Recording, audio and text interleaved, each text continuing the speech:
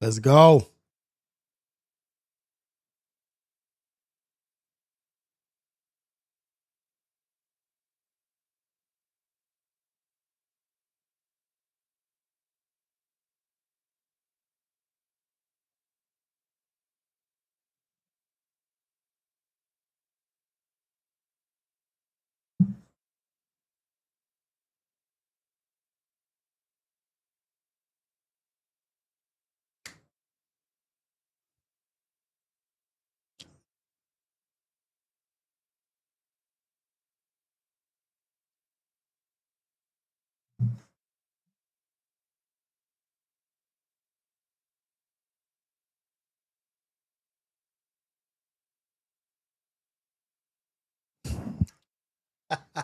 Let's go. Hey, let me see what that's all. Let's go.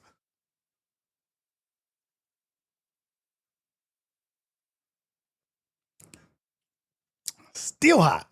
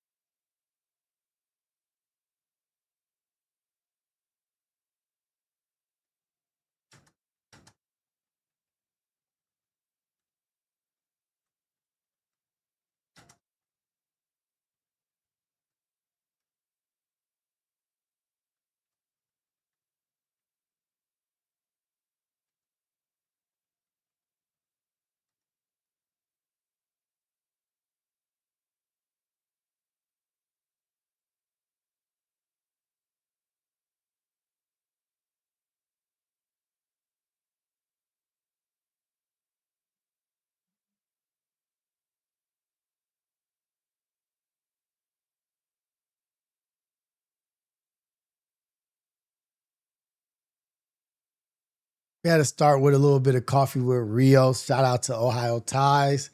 Shout out to Havoc. Shout out to Nick Bags. Shout out to Cali Bags. Shout out to everybody that's helped me with my process. I'm always going to represent. I'm always going to go back to what we started with as a reminder where we came from. We can't forget about Havoc. If y'all remember the Havoc intro, I don't know where it is, but disappointed in that. Let me see if I can find that actually. But this is the AM Wake Up Show with Rios, the number one morning show in the whole wide world, Craig. In the whole wide world, Craig. We just in here being positive, just chopping it up. I'm going to take some call-ins today. We talking about mental health. We talking about addiction. We talking about being positive. We talking about being a blessing in other people's lives. Getting out here and being good people. You know what I mean? And if nobody wants to talk about it, we going to talk about it. We going to talk about it. God is good all the time. All the time, God is good. You know what I'm saying? Amen, amen. Where is Havoc? I just pray Havoc is doing well. That's all I can say. Is I pray Havoc is doing well. And I know God's got him. Oh, no. Cancel. I need to add media. What's up with everybody, man? It is Thursday. How we doing? How did y'all like the Doughboy live yesterday? I got a lot of great feedback in the DMs, inboxes. People, I haven't even cut it up. I haven't put no clips out. Haven't done anything because I wasn't trying to do a viral thing or try to like get a bunch of views off of somebody sharing their story. And I just wanted to create a space for Doughboy just to feel free to share, you know what I mean? And not think somebody is going to be taking advantage of him and using him for clout. You know what I mean? I just wanted him to be able to come here and do that. If he wants to clip it, if anybody else wants to clip it, do that. They can do that. Not me. That's not what he was here for.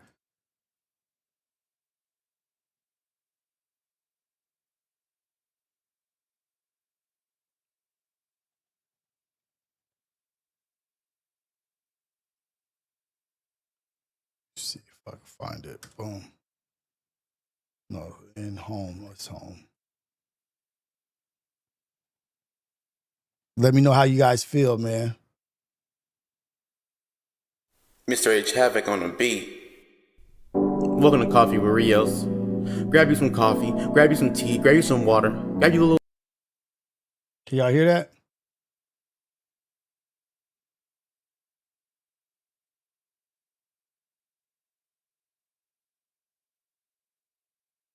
Mr. H Havoc on the beat. Welcome to Coffee with Rios. Grab you some coffee, grab you some tea, grab you some water, grab you a little snack, something to eat. You know what I mean? And enjoy the stream. We sipping coffee with Rios. Yeah, we sipping coffie with Rios. Old school. We sipping coffee with Rios. Old school in the building. What's coffee happening? with Rios. Sit down and get some knowledge.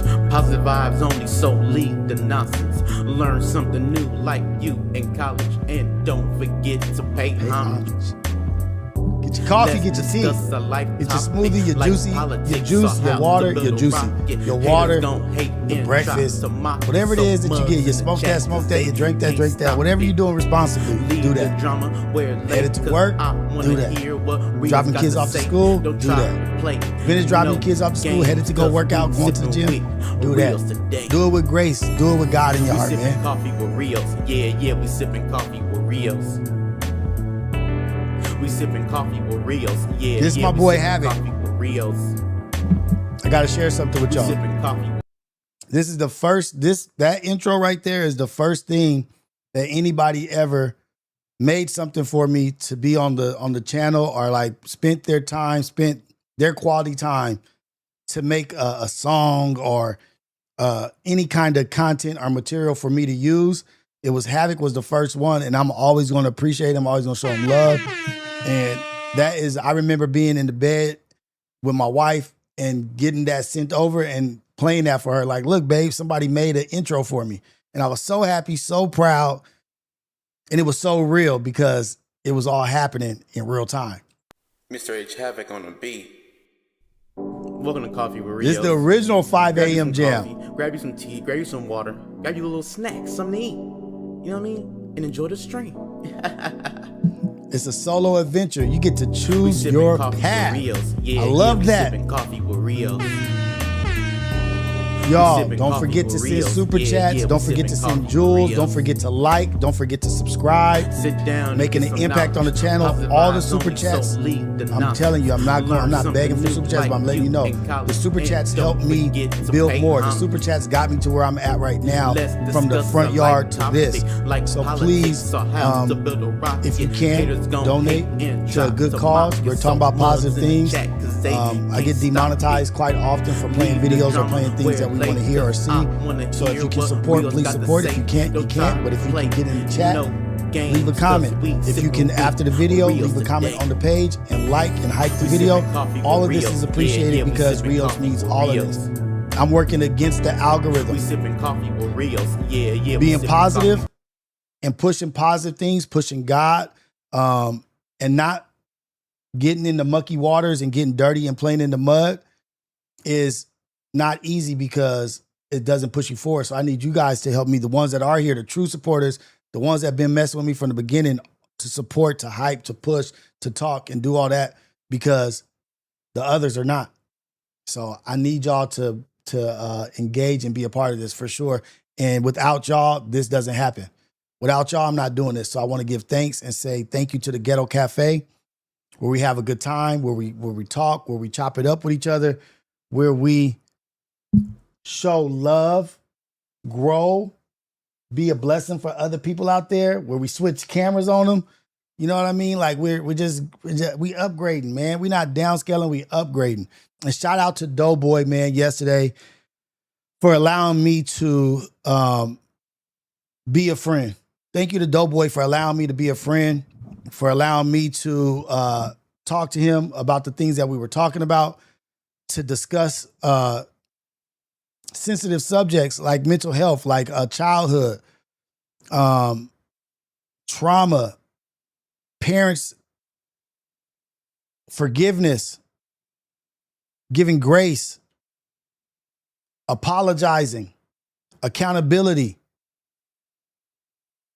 and value. Like all these things that we were talking about yesterday, not everybody is willing to talk about that stuff, man. Like not everybody is even willing to listen to that stuff.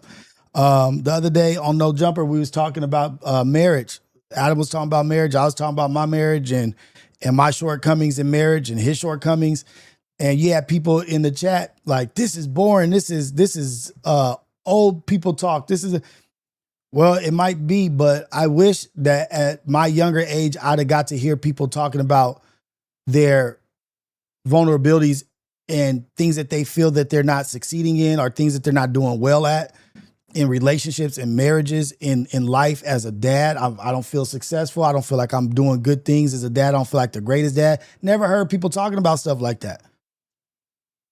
And so that's why I'm doing what I'm doing, because I know I needed it. I'm trying to be for somebody else what I needed at that time. I'm trying to be what I needed at that time. If that does that sound? I'm trying to be. I turned into the man that I needed at the time, and I'm trying to be that for people that need it. It's a little long-winded, but I think you get the sentiments of what I'm trying to say. But shout out to the Ghetto Cafe, man. It's all love all the time. God is good all the time. All the time, God is good. And that's how we're going to start it off. But I do want to start off with you guys talking about how we felt about yesterday's show, because I got such great messages, such great feedback, so much love, so much support for Doughboy. And I really got to chop it up with Doughboy yesterday, even after filming and having our live, and just talking to him, just man to man, brother to brother, like introduced him to my wife. He's a really kind soul. And even when he left, he met my father-in-law. My father-in-law had great things to say about him. And it was just a short period of time that my father-in-law got to interact with him. Short period of time that my wife got to interact with him. My wife said he's just like a big old teddy bear. He's just a cuddly, nice teddy bear. He's so sweet, is what my wife described him as.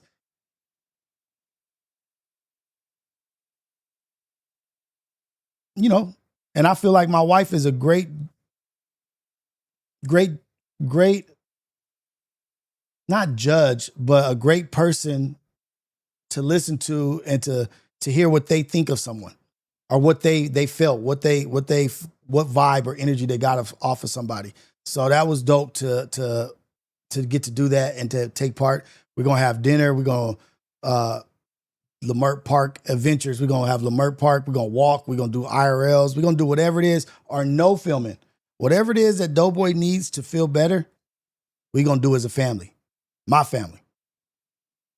What up? What up? I see y'all in here. I see the originals.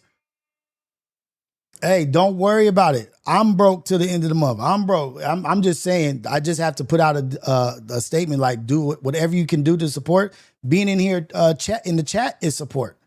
A super chat is support. A gems, jewels, hyping the video is support.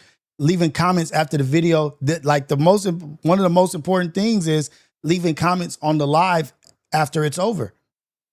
If whoever's in the chat can just think to like, oh, after this is over, let me go back and leave a comment or talk about something. You know what? I need to see if you can leave comments while it's live, actually.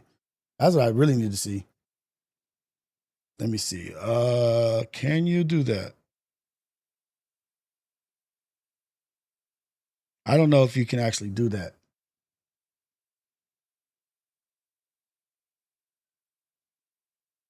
You might be able to.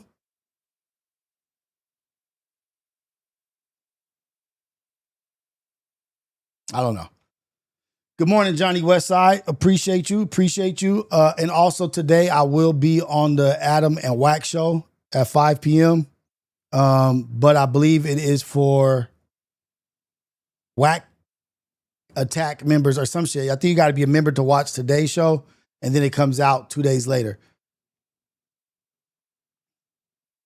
Comments aren't available. So there's a setting that I need to do.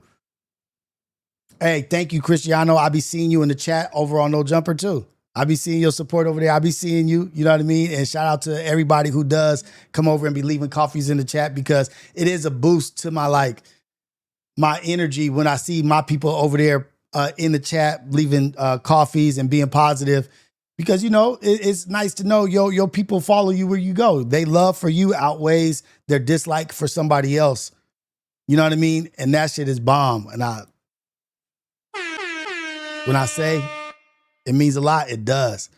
And I'm doing better, you guys, at reaching back out to people that are leaving messages.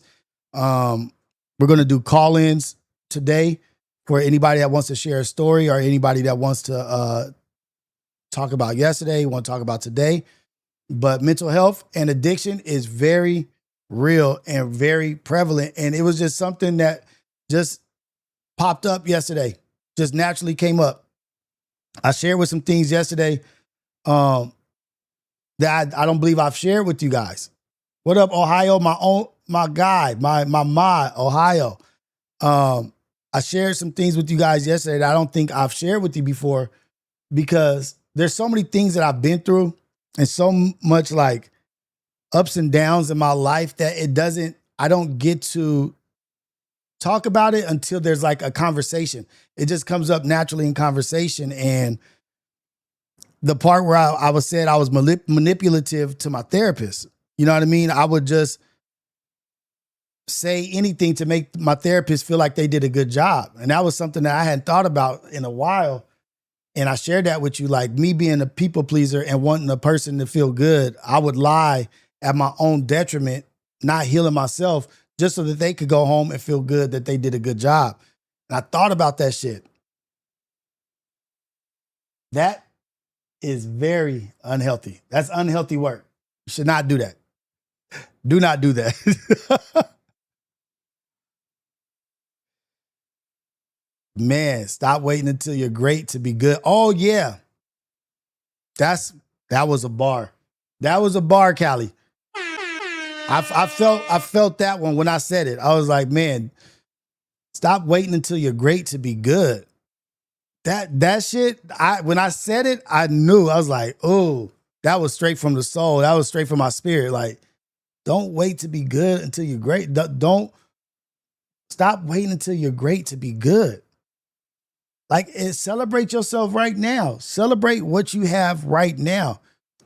Does that resonate with y'all? Did that resonate with you guys?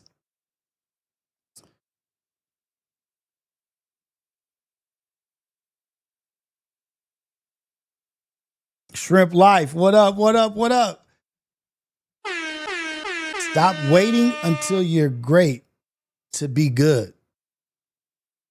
That's another assess, address, and adjust right there. That's another Society of Freedom quote right there. That's another Rios quote. Stop waiting until you're great to be good. Stop waiting until you're great to be good. Damn, I gotta stop making this coffee so damn hot. Letting people fall in here, letting some people fall in here before we get going. I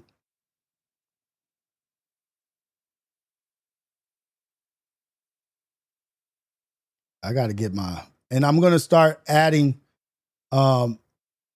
products to my YouTube channel. I'm going to start adding products there so that people can get the coffee mugs and get shirts and stuff. I'm going to add the merch. I'm going to try to have the merch there by Monday, you guys. I'm going to try to have merch available Monday. Society of Freedom merch, Coffee with Rios merch, assess, address, adjust. I think stop waiting until you're great to be good. Think that's going to be one. Coffee mug, shirt, assess, address, adjust, all that. And then I'm going to listen to Cristiano. I'm going to put that on a shirt and a sweater and wear that where I need to wear it and promote it where I need to promote it. Did you guys check Imperfect Perspective yesterday? Did you guys get to watch Imperfect Perspective today? I need constructive criticism on that. Also, I'm trying to do a new format, and I feel the girls did really, really, really good yesterday in the different format, with them taking more of a leadership main host feel with the camera just on them. Okay. There we go. And I'm going to figure out how to do my picture in picture a little bit better. or I'll just take my picture out of there, or I'll have like a small side of the screen or split the screen when we're all talking. So I'll figure it out. But I'm gonna add 2 more cameras also. Hey man, and look, manifest wisely. Johnny, Cali, Ohio. Yeah, we watched the Rage Bay, Ohio.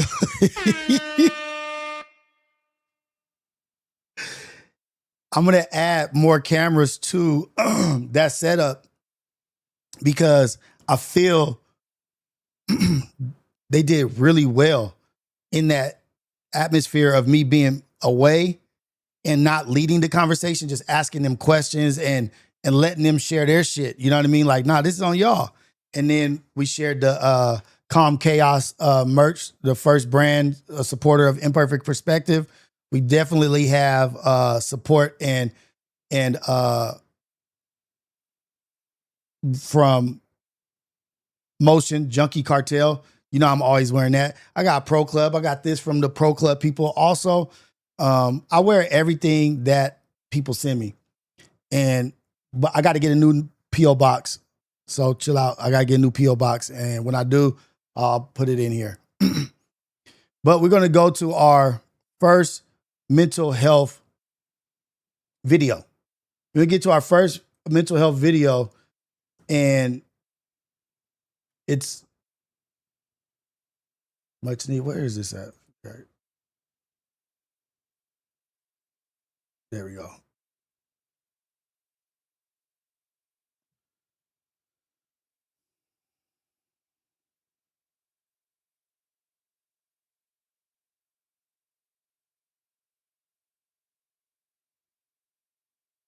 I know I saved that shit. Come on, man. What be happening? Okay, well, I'll just go to this one. I did save this one.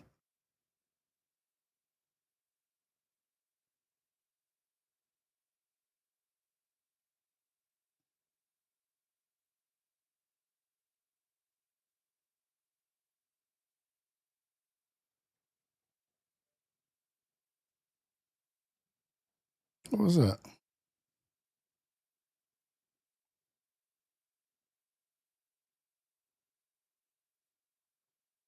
This is Kyle Singer. He was a baller for Duke and he played for Coach K. This is his ex-athlete. And I got to close that out. This is ex-athlete and he is talking to Coach K. I need this message to go out to as many people as possible. Man, Coach K has set me up. Set me up, man. I have no power and I have no house. I've reached out to Coach and everybody has turned the other way. I've reached out to Coach and he has fully dismissed the message.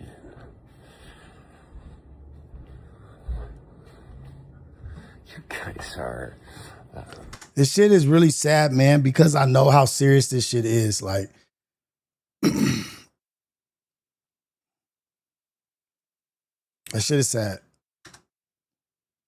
Cutting my power off, breaking into my house, stealing money, ruining my life. The paranoia. Reached out to Coach K and all he did is sit me on the bench. Thanks, man. Is that what we're doing at school? Sending people down? Teaching them up? Cool beans, man. Drugs and mental health. Drug addiction, mental health issues. More to say, and I need this message to go out. Coach, where you at? Help my brother out. Thought we were on the same team, man. There's people, again, like they use these kids for their talent. Yes, these kids do get an education and these kids do get a lot out of going to these universities. But once they're done being the face, like just imagine being the man wherever you're from, being the guy on your high school team, getting to college and doing your thing. Maybe you're not the greatest on the team, but you're on the team. But then when you're done, you're just nobody. Like how soldiers come back from war or duty, and they've had these roles of leadership and these roles of power, and then they get back out here and they're bagging groceries or they're doing something they feel doesn't have much value to it and doesn't garner much respect. That shit hurts. You know what I mean? It's hard to deal with. And so just the same, not the same because the PTSD and the trauma is different, but just having to navigate life as a different person in a different role is really hard for a lot of people to adjust to, especially when you've been handed everything and you've been spoiled and catered to and not really had to work hard outside of sports. And you're not being exalted as like this amazing person. No, you're just normal now. Issue, and we have a technology issue. I can't even do anything. All my accounts are hijacked and frozen. I have Cristiano, you messed up my flow. That's exactly what I was about to go to next. But just chill, dude. people watching my residence, and people in Oklahoma are way Thank too you, paranoid Ohio, for for becoming a member. Thank you. Shout out to Ohio for becoming a member. Thank you, thank you, thank you. Anybody who becomes a member, I appreciate it. Thank you so much. honesty and the truth. And a lot of people have, again, a lot of reflection to do. And maybe, again, less finger pointing. Well, Coach, I need your help. I'm locked in my house, and I have no freedom anymore. Everybody's, again, attacking me for green. So, have at it, y'all. If anyone can be helpful to Look how he's just pacing his house. understand where we're at, and there's a lot of people that are attacking people for money, greed, have it. What I've learned is, again, a lot of people that, again, take violence and want to hurt people don't tend to be, again, seen in a good light. So, Coach, man, I've reached out to you many times and tried to share with you where I'm at, and you just have been deflective. Used you up. Leaving people in the dust. I don't respect it. So, He does sound like the Dark Knight, the Joker from you Dark got Knight. a player that's been traded, baby. Where we as a society, man? I go out, I'm out in Oklahoma, I go out walking on the street, I get pulled, I get arrested, I get fucking checked. I get kicked out of restaurants. I can't even live anymore. Can't even say, hey, how's it going? Without confrontation. I've reached out to Coach. Again, everybody knows what's going on. We're living in a whole nother world. Coach, I need your help, man. And Coach, help me. Help me, Coach, because I know I'm only one person. I'm the only one going through this. I'm the individual going through this. But I know that I was the player on your team. I know you've had 1,000 players. I know you've had plenty of players go to the NBA. You've had great experience with these people. I've only had my experience. Can you please share some wisdom of how I can do better? What's wrong with me? What do I need to do? You've been here for 40 years. I've just gotten here. I need help. I can't handle this shit. Point me in a direction. Coach has a team. Coach K has a great network. I feel like when you get involved with these children, these kids as athletes, you are now, I feel, bonded to them as a coach. You should be bonded to them as a coach. Like these people are part of your life now. Especially if you were the male figure in their life, the head coach of the basketball team, you're like their go-to, or the men on the basketball team are your go-to people. I'm gonna leave it at that because what it does is it brings up the thought of like these athletes that are dealing with so much shit, and then we just like pawn them off because they're rich. Oh, you got all the money in the world. What are you what are you crazy about? What's wrong with you? How could you got everything you want. You got all the money. Antonio Brown comes to mind. I'm gonna ask y'all about this because this dude Drewski is very, very talented. Very, very talented. And I like the things that he's touching on, because I don't know if he's purposely doing it with intent to talk about the underlying shit and how we celebrate and put these people in position and don't think about what's going on behind the scenes. This is athletes get concussions and lose their minds. That's it. Athletes get concussions and lose their minds.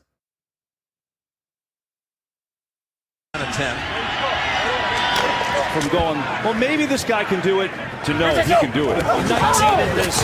Oh, my goodness. Helmet's out, ball's out, and a penalty flag comes flying in. Helmet-to-helmet hits are just part of tackling. Just watch the way he goes to the ground. He doesn't move. God. That does it, folks. Not sure if Ray Price will remember this. Concussions like that tend to stay with you far into the postseason. This nigga try to angle me in. Fuck you, boy. Hey, take some of that horse speed, boy. Yes, sir. Hey, take some of that horse speed away. Yes, sir. Drewski looking like he's been working on his skincare. Got the fake teeth. Breaking news, this just in. A gold Ferrari is heading southbound on I-85. Former running back Ray Price shows no signs of stopping anytime soon as he leads police on a chase of over 10 miles. CTE what, nigga? They try to say I'm crazy, boy. Tell them boy, come get me.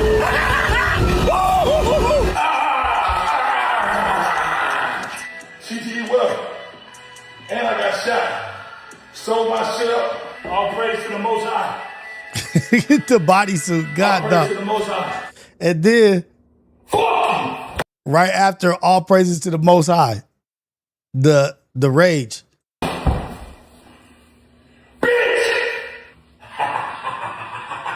I just want to talk. I just want to talk, man. No, get away from my door. Leo!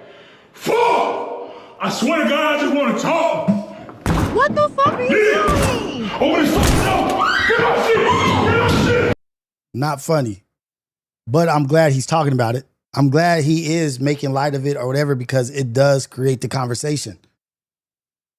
And we only talk like, oh, because what is funny is the Lindsay Clancy shit and the postpartum psychosis thing and all those women in support of them. But do they recognize this mental health also?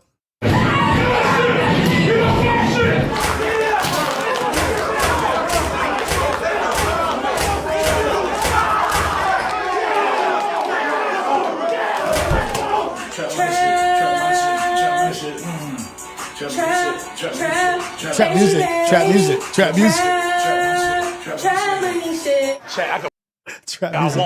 Watch this shot. Hey, get your shit going to my room. Who is this?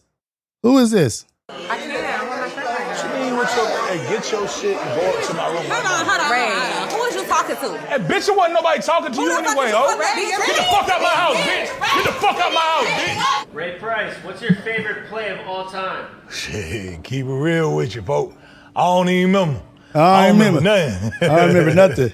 I just play football. Hey, Ray, over here, with the number of concussions you've suffered this season, do you have any concern over your long-term mental health? No more questions. Yeah. We're going to cut this presser. And they know, that's the funny shit. The coaches, they know the damage that's being done. They know the damage that's being done. They know these dudes are unhealthy. They don't care. I want you guys in the chat. If you guys are football people, who is that? I know who I think it is. For sure know who I think it is. I'm gonna see y'all football IQ and intelligence if you got an idea of who you think he's impersonating right there. You see the team, you see. I'm gonna pull up who I think it is. I'm waiting in the chat.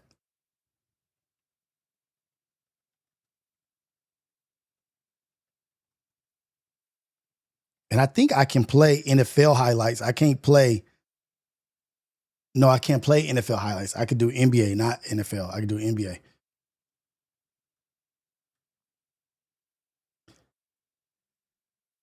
To me, it's this gentleman right here. And maybe I can do it on Instagram. If I do it on Instagram, maybe it'll be okay. Vontez Burfict.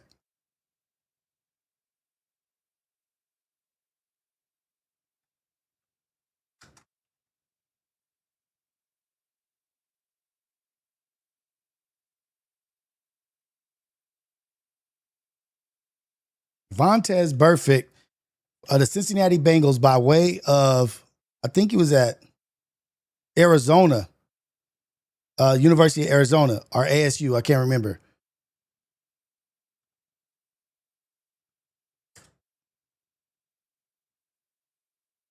I'm trying to get Instagram highlights on this.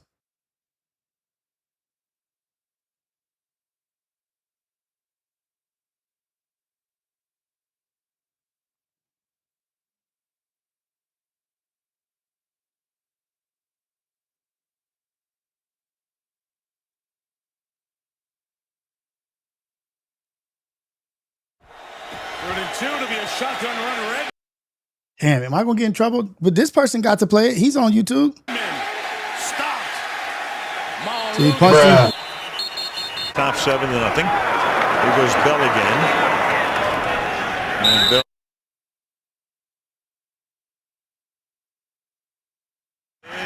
Well, came out of the scrum.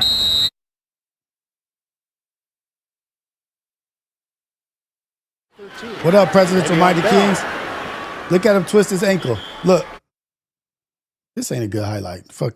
Oh, I almost cursed. My bad. This ain't a good highlight. I'm going to find a better one.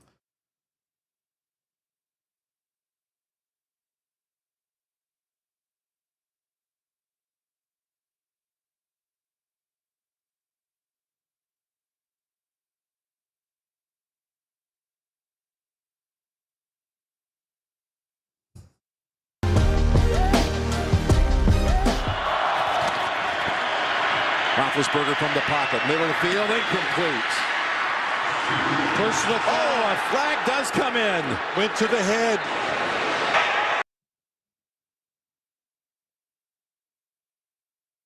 Let me see. Personal foul, defense number 55. This is the guy. This is the dude who.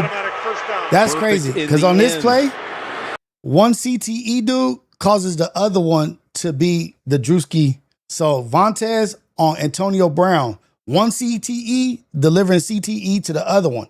That after this, Antonio Brown was never the same. Definitely took the shot to the head. You could see it live. Marvin Lewis, before this drive started, was talking on the sideline the whole time. It seemed like to Vontez Burfict, and yes. Oh my goodness. We'll leave it at that.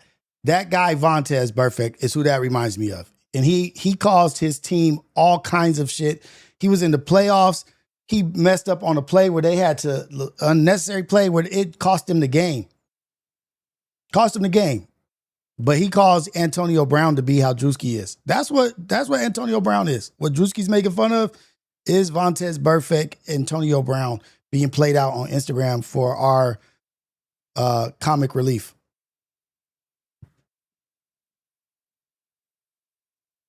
Anytime somebody, I think it was Junior Seau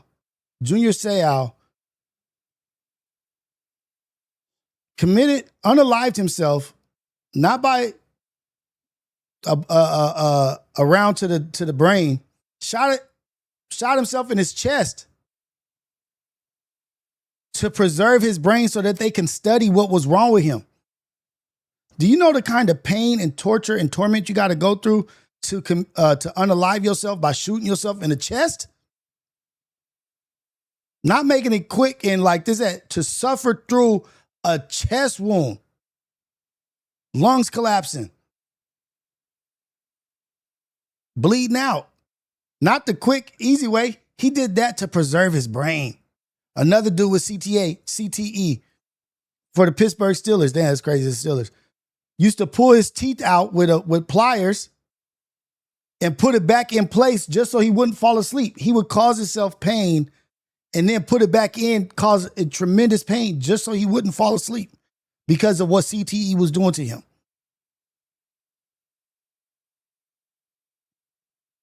I have a buddy whose brother was going to the NFL. But before he got to the NFL, CTE caught up with him. Strong safety his whole life. By the time he got to the NFL, to the Patriots, he couldn't even exert physical strength or he would throw up. Every time he would try to lift weights or do something strong, it would cause him to throw up. And they said, from how they looked at his brain, whatever they did, it said it looks like he has been in like a bunch of head-on collisions. So we got to check on these athletes too. So when we see these people wilding out, doing crazy shit, why are they driving drunk? Why are they hassling? Why are they beating on people? They've been having head-on collisions. I'm not making an excuse like these other people are for Clancy. You got to deal with the consequences of your actions. But these dudes' brains are beat up. Beat up. What was that dude's name? He was a dope running back. Ray Rice? Some Rice. He whooped on his girl in the elevator or something. I forget what his name was. Dang it. But Cristiano Carranzo, yes, I am aware of, or no, that was not Cristiano. That was somebody else. I am aware of the Julian Newman. It's funny how you guys keep calling out the mental illness stuff because that was my next thing. Going to Julian Newman.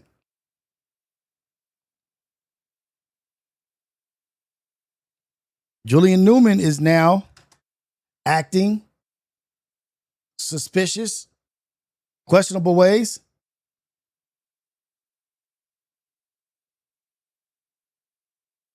I don't know. Like the other thing is when people be in the spotlight, I don't be knowing if it's real or not, but he's been doing boxing or whatever and going viral for his antics and his family. But look at this. Manifest Wisely has said it.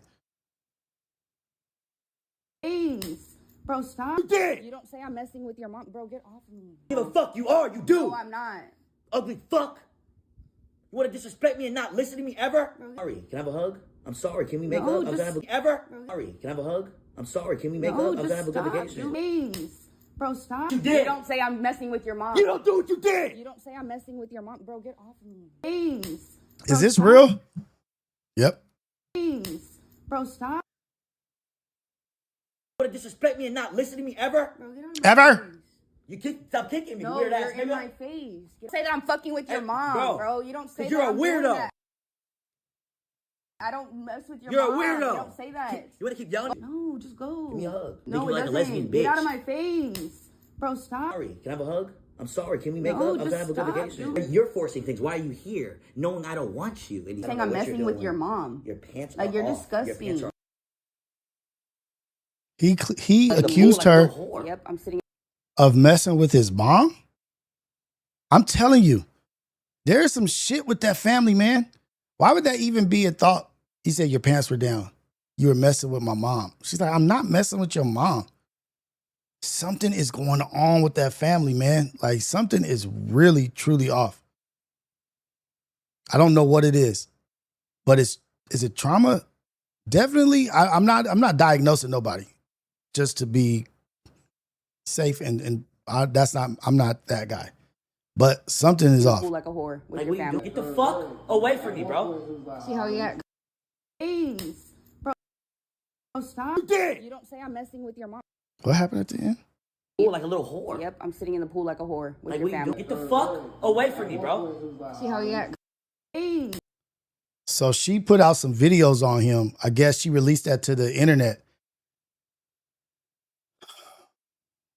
Response to his ex-girlfriend after she posted more videos of him allegedly abusive to her. Well, let me show you guys. So Julian Newman responds to his ex-girlfriend after she posted more videos of him allegedly being abusive to her, explaining that the videos are months old and she's a clout chaser who followed him. Man, damn, somebody got to tell him, like, months old don't mean nothing. That's That don't make it no better. Months ain't a long time. Months is not a long time. Oh, dang it. How did my damn dumb ass, old ass. How do I go back?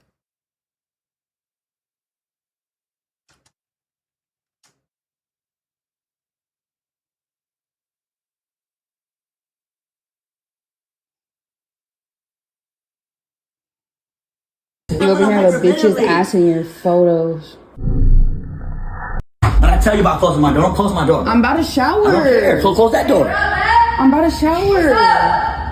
You over here have a bitch's And say I told you about closing doors. Some ass in your photos.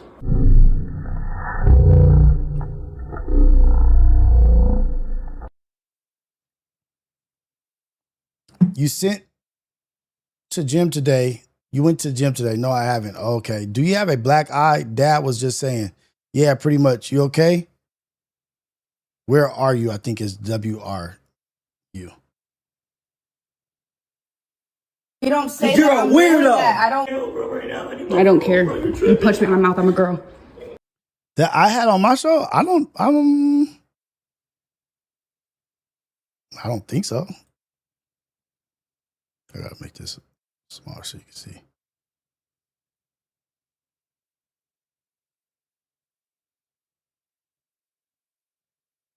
I don't think I don't know. Maybe shit. I don't know. The person in my life Keep screaming. You punch me in my mouth, I'm a girl. Any man who be crying, not any man who be crying. Any man who be like acting like that and like so sorry, just be acting. Something's up with that person. You're a weirdo. I don't care. You punch me in my mouth, I'm a girl. The person in my life Keep who's trying screaming. to distract me. Keep You're screaming. a hater, Yep. bro. You're Yeah. You over here have a bitch's ass in You're your in my face. Get out of my face. Your photos. What? You have a bitch's ass in your phone. That was never there. You're right. I've been Where did you get cheating. that I've been from? cheating, bro. Where'd you get that I've been from? cheating. Oh, I've been bet. cheating. Why can't you be nice, bro? Why can't you be like, babe, have a good time, babe, I love you, babe, let's do this Because right. you're telling me I'm Why fucking. you gotta wake up with an attitude? You don't say I fuck on your Bro, friends. you don't fuck And you don't say that I'm fucking with your mom. Travis B, you wanna act like your dad so bad. I'm my dad. I love my dad. You're a weirdo, bro. Dang, that dude is hopefully that's a huge tall door. He's at the second hinge. Or maybe that's the third hinge. Maybe this is a rich door or something. I hope so. You're a weirdo. This is the weirdest shit ever. Listen to this disclaimer that he put out to the world. My ex-girlfriend recently posted a video presenting a one-sided version of our relationship and the events that have taken place.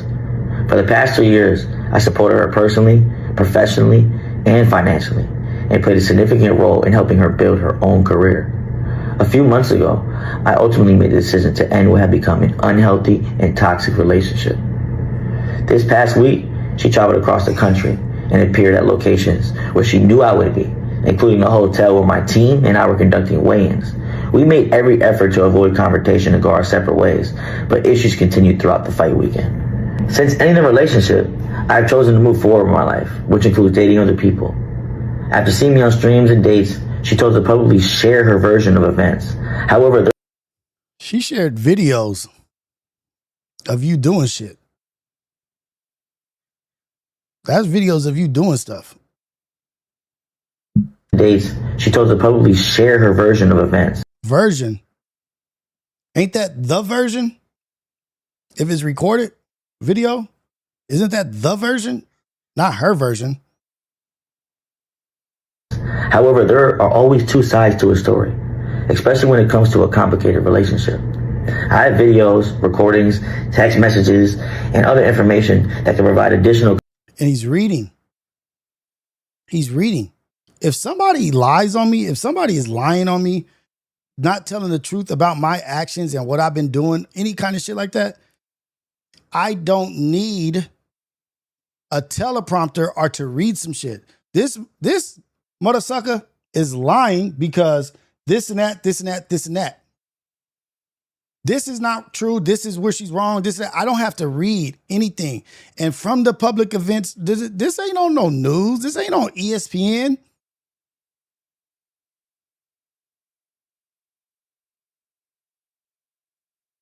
I'm telling you, they're mid syndrome. I've been saying that they're pre. They're pre. They're not re. They're pre. And they're mid syndrome. And maybe a little hills have eyes.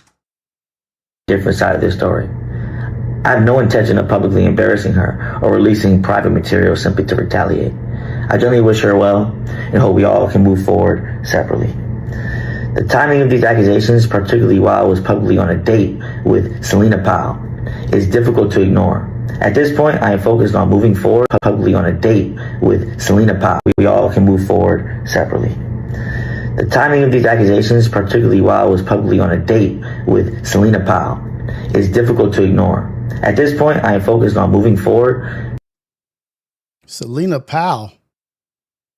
Why you didn't say the date you was on with Adam 22? You was on a date with Adam 22 also. Selena Powell, like that brings any validity or credence to this shit. That's just a clout chase viral thing. That when anytime anybody's dealing with her, that's just for views. Ain't no real thing. Protecting my peace and putting this chapter. And why you ain't apologizing in a damn shirt? Why you not apologizing in a shirt? Shout out Pro Club. Why you not in the shirt? Behind me. Thank you. Let's address your sister whooping your ass. Sister hitting in the back of the head or something. Dad's people got into a fight. There's always something going on with this cat, man. And I'm not trying to be like what is that? Am I being a victim blamer or am I making fun of like mental health issues? That was not the point. Because he may be suffering and he may need some help. The family may need some help.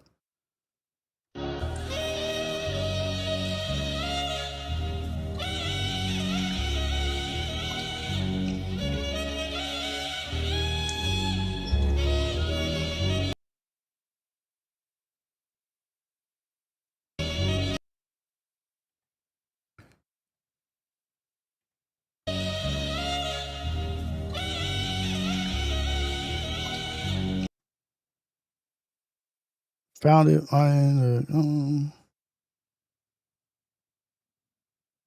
to have y'all hold that phone because there's no reason for her to think I'm being weird on another phone. Just trying to do the right thing, not doing nothing at all. Remember, I cleared the F out of my room, so I found old. It just don't want to confuse anyone. I'm not even trying to have an attitude with.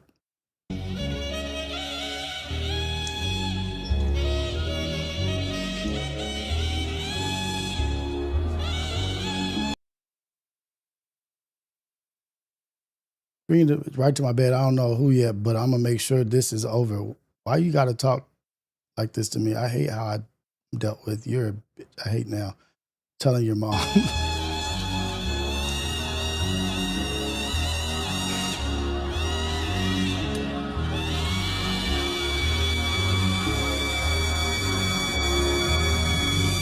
Damn, them violins is getting loud as hell, shit, or horns, whatever that is.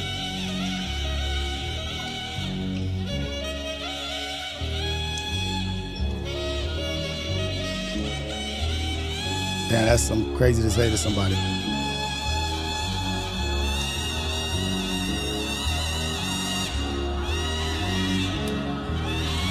Is that really how them horns be sounded? Because that shit sound like it's going crazy.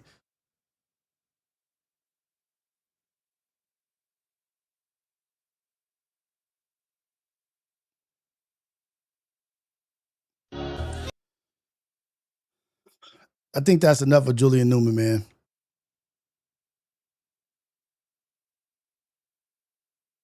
And that family. I think the family need to take a break. The family needs to take a break and just go and be a family and sit down and talk about what's going on, what's happening. If you guys didn't see this is another thing. This horn, like, damn, if there's horns on every video that you in, you know something's going wrong. That's his sister.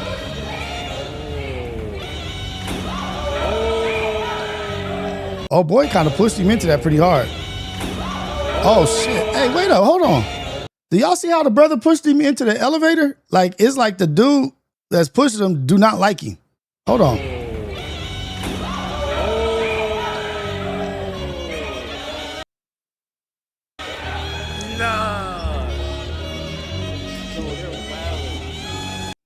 I wonder if that's why his sister spazzed on him. I don't know. Hey, Ohio Ties, thank you for becoming a member. Thank you to everybody who is a member. Anybody that becomes a member, I appreciate you for sure, for sure. It's much needed. I'll be having more members members only content coming out.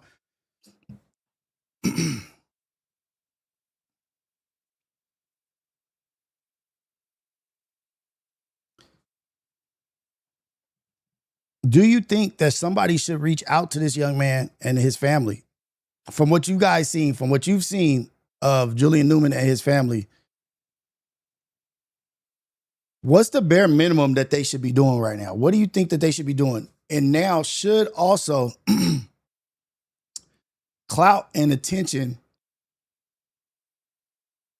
be categorized as an addiction now? Or maybe it always was. I don't know. Maybe that's a thing. What is it? The MDS, MSD?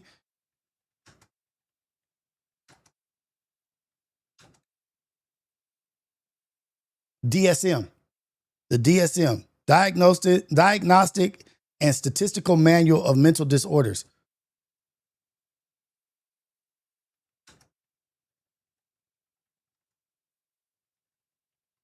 Is attention seeking.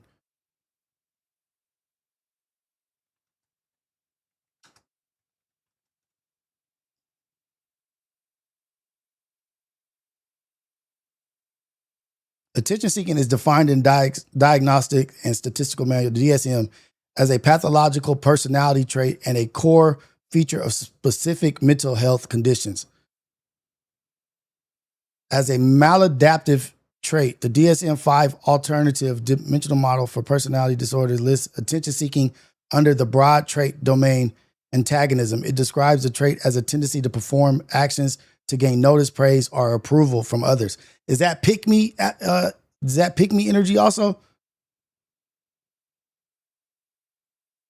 Pervasive attention seeking is the defining diagnostic criterion for HPD. To receive a diagnosis, a person must show a consistent pattern of excessive emotionality and display multiple behaviors, such as feeling uncomfortable when not the center of attention or using physical appearance to draw notice.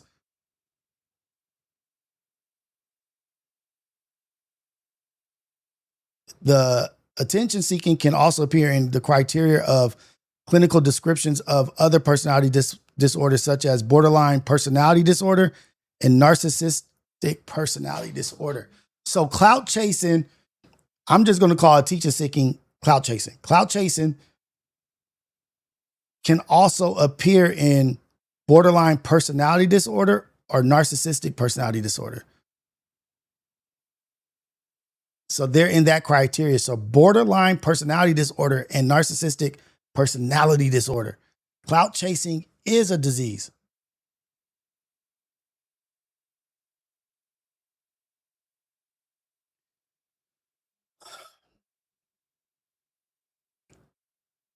Let's be honest. Somebody said, let's be honest. When you're moving without morals and ethics, it comes out in your actions, especially when you're getting some chili.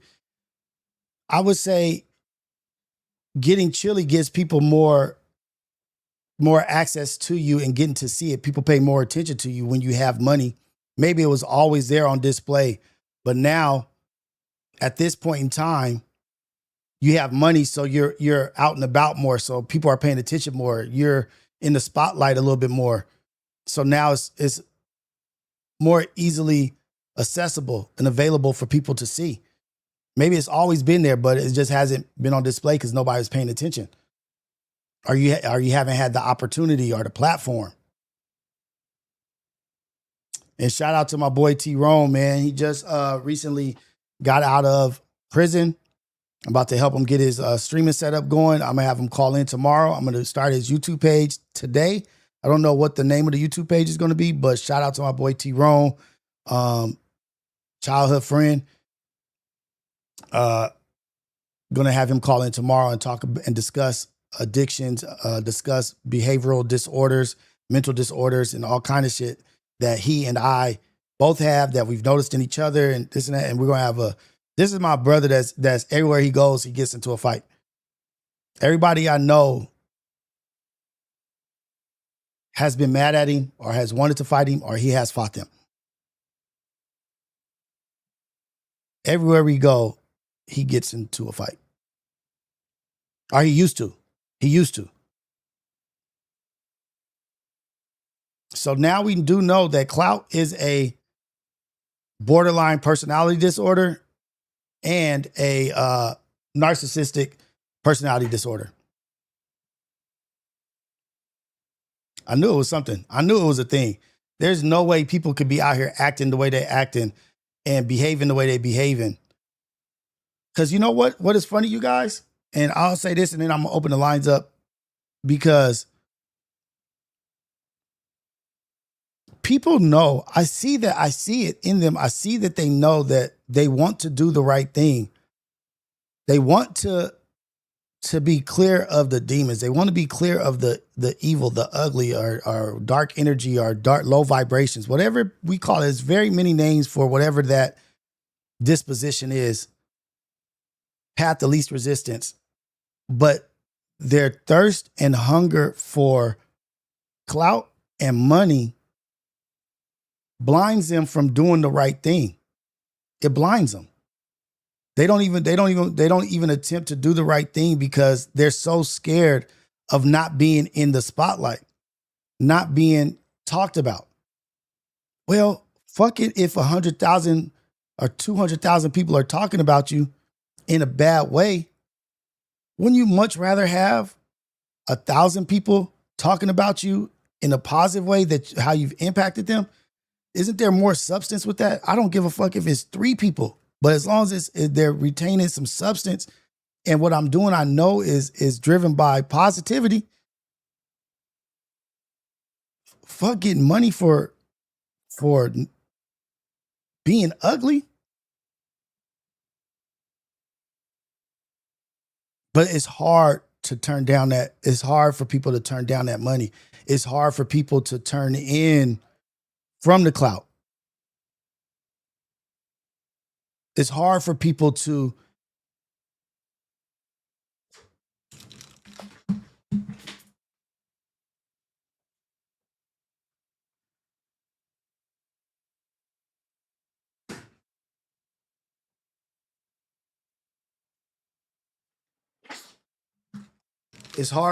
live one way and then go about it another way.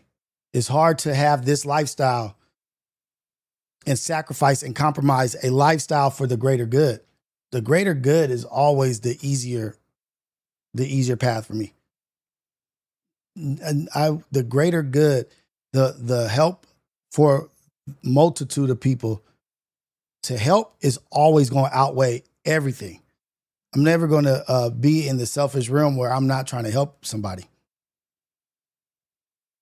It's the mental program. And CIA made social media so y'all could snitch on yourselves.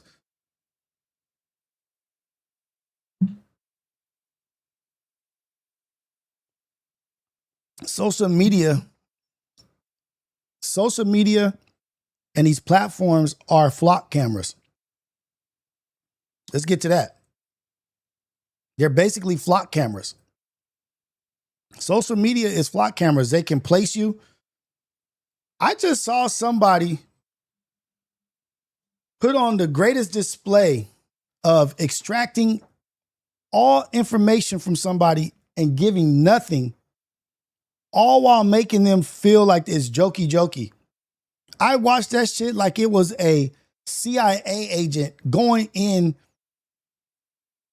and putting down a demonstration of how to execute extraction of information and putting your information out on the internet without giving up no information. And I saw that shit and I was like, ooh, I was fucking right. Dang it, I'm not trying to curse. I've been right. And it's not, it might not even have to be directly working with somebody or doing this or working with a government or agency or this and that. It can be like, I'm so smart, I'm going to leave your fingerprint and paper trail of exactly who you are and what you claim to be and this and that. And I'm going to let your dumb ass put that shit all on the internet, all while I'm provoking you and joking and this and that, antagonizing you. It was the craziest display. I want to say, like, I'm trying to think of the word I'm trying to say, like,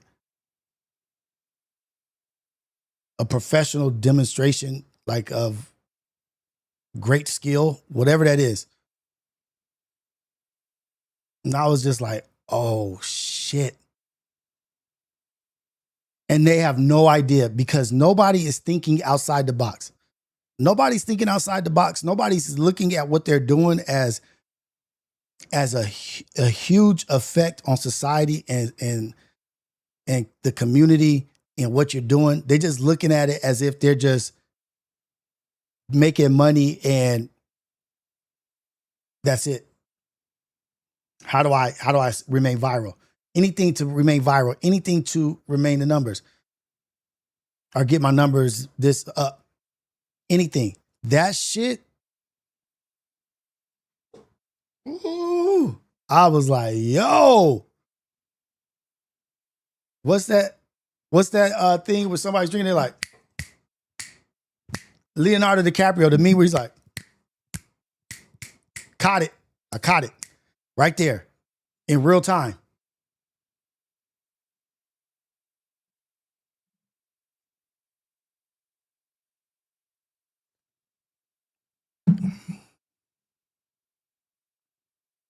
Calm Chaos. Oh, my shit is in the house. Calm Chaos. Shout out Calm Chaos. Shout out Javonda, Anya. Our imperfect perspectives, our imperfect ways.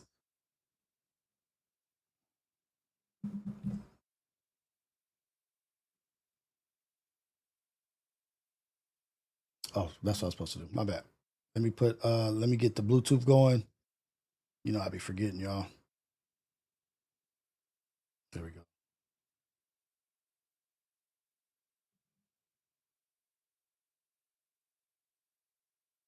Boom. And then, I got to put the number up.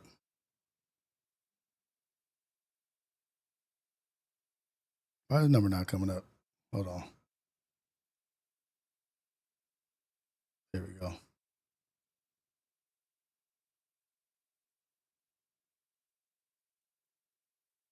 You guys call in if you want to. You guys want to discuss something, we'll discuss it. But in the meantime, in between time, hey man, the creator of OnlyFans, the biggest donated to APAC, biggest donator. I believe it. Your Demise TV. Salute, Rios. You add a solid voice to No Jumper. Keep killing it. Thank you, brother. I appreciate it. Trying to do my best everywhere I go. Every room I'm in, I'm trying to be the best me, the best version of me, and knowing that what I'm doing is bigger than me. I'm not bigger than the program. I'm on a mission. I'm on a journey trying to be the best me everywhere I go and help people.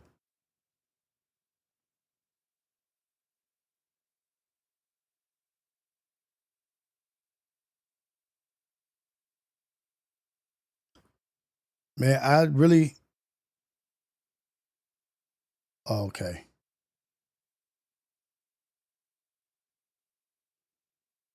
Let's discuss this mental illness. You know what I'm saying? We was dealing with dog kennels. We was dealing with, man, we was gorilla pimping, man. You feel me? A bitch would come up missing, you know what I'm saying? For a couple of days, a couple of weeks, whatever you want to call it. And she gonna come back correct. You know what I'm saying? We was dealing with dog kennels. We was dealing with cat food. We had a whole bunch of ways to get a bitch right. You feel me? Like, you can't walk our blades and you a renegade. You have to be paying somebody, bitch. You can't be out here selling pussy and you ain't paying nobody. You know what I'm saying? You can easily come up missing forever. You know what I'm saying? Like, this shit real. So, yeah, like burning bitches with cigarette butts, putting cigarettes out on bitches, all type of shit, man. Pouring bleach on bitches, making bitches bathe in bleach bath water. With the smile. With the smile. Like great achievements. Goals. Putting bitches in the shower, closing the door on them, turning the hot water in, making them call you daddy while the hot water on. You feel me? And telling her like, yeah, you know what I'm saying? Like, yeah, man, from now on, I'm daddy. That's what you call me. You know what I'm saying? While the hot water running on her and she's screaming and all that shit. You feel me? So you gotta break their spirit. You feel me? Once their spirit is broke, then you capable of doing whatever with it. You know what I'm saying? That's real gorilla. Who is that? Who is that?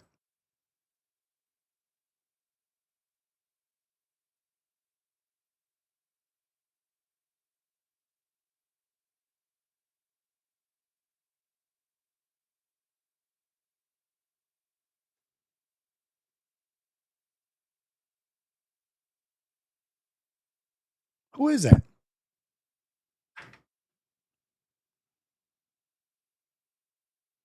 Because the individuals that they do that to, that they prey on, because past life, I don't know if he's still on that past life, whatever, or he was back in the day, not no more, I don't know. But that person is right there is a predator. Same category as a PDF.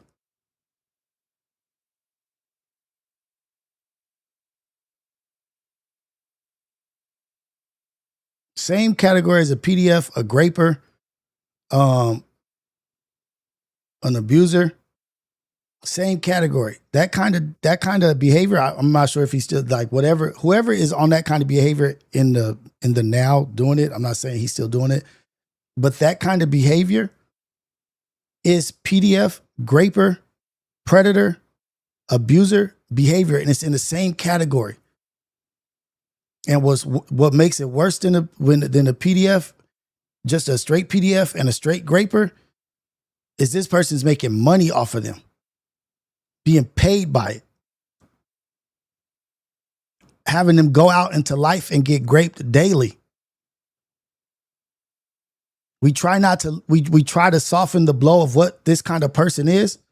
This kind of person is a monster in our community. This kind of person is a menace to our society, a menace to our culture. They prey. You think they prey on the strongest women? You think they prey on the protected women? Nah, they prey on the weak. They prey on the weak and put them on the blade, like the blade. Like you can't. There ain't nobody on the blade for free. Everybody got to pay if they on the blade.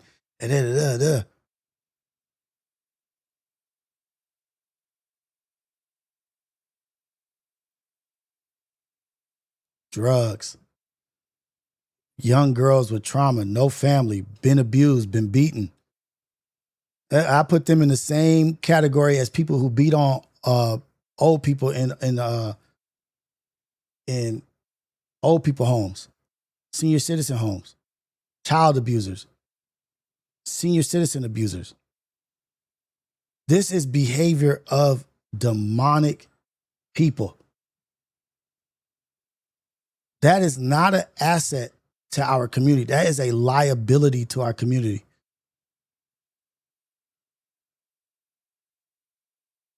I don't even know who that person is, but I could just tell you what they used to be on was a liability. I'm not sure. They may have changed their way of living, which is amazing if they did. If that's the case, I love that. God is good, right? But if that's the energy you living in, and that's the shit that you getting down with, you are a monster.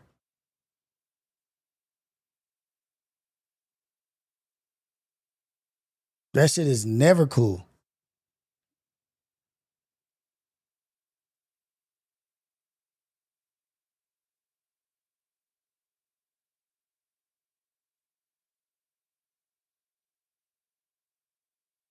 I remember smokers and women coming up to us back in the day, wanting us to be that for them.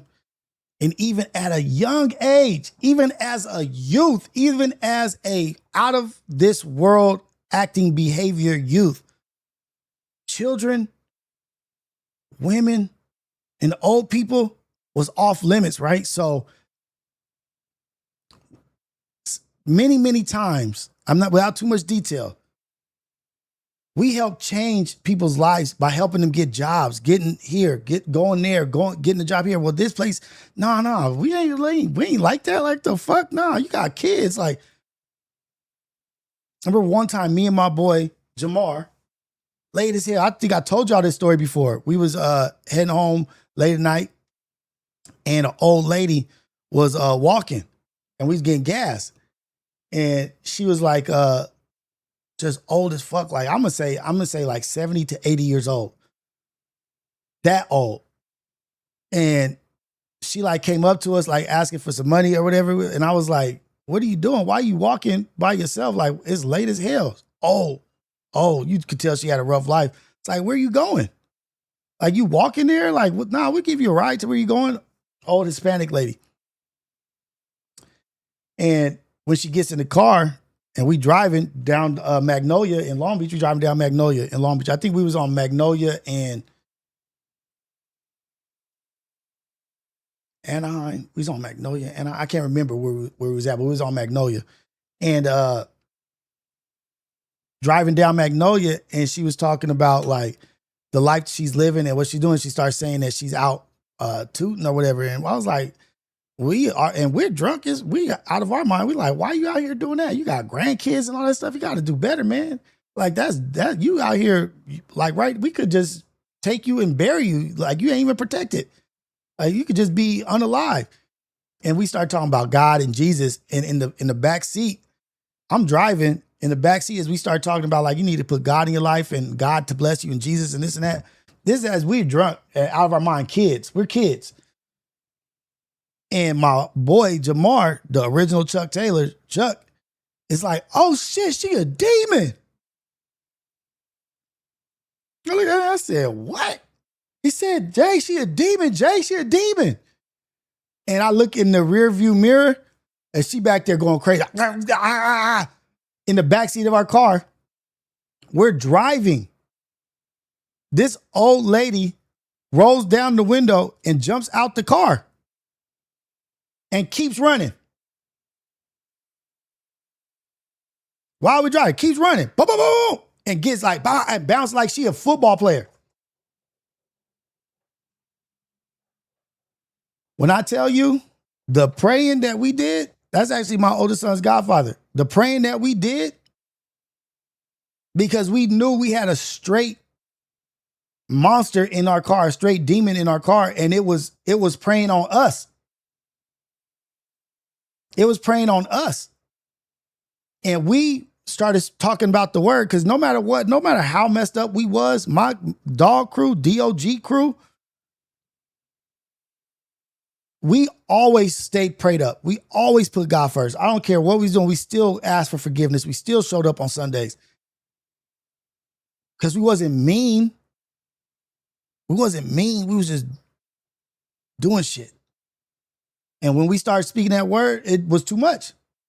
And she was telling us to be quiet. She's like, no, be quiet. Just do this. And we was like, nah, like, your kids would be embarrassed. Like, they need this and that. And she turned into a football player, jumped out the window, kept running. But I still remember to this day, oh shit, she a demon, Jay. She a demon.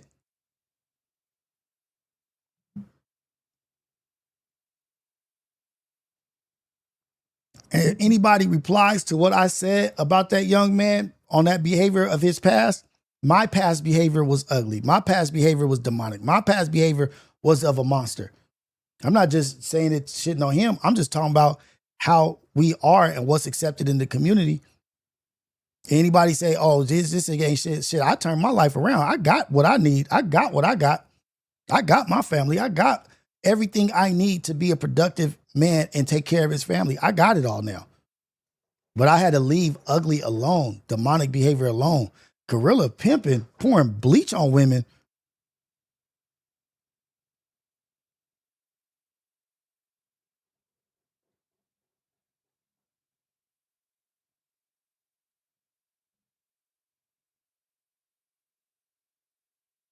That shit is disgusting. That has to be another form of mental health illness to even be able to do that to people. Because I know I had mental health shit to do the torture and shit. You know what I mean? Like that, to do that, you got to be on some other shit. To be able to do that, you got to have some problems. You got to be desensitized. But let's lighten the mood. You guys, please like the dog kennels and cat food and like this, like it was funny, like that's some cute shit. Please like the video. Please subscribe. Please hype the video. I appreciate you guys. It's all love all the time. It's a blessing. This is damn, I haven't even been looking at my phone. My bad.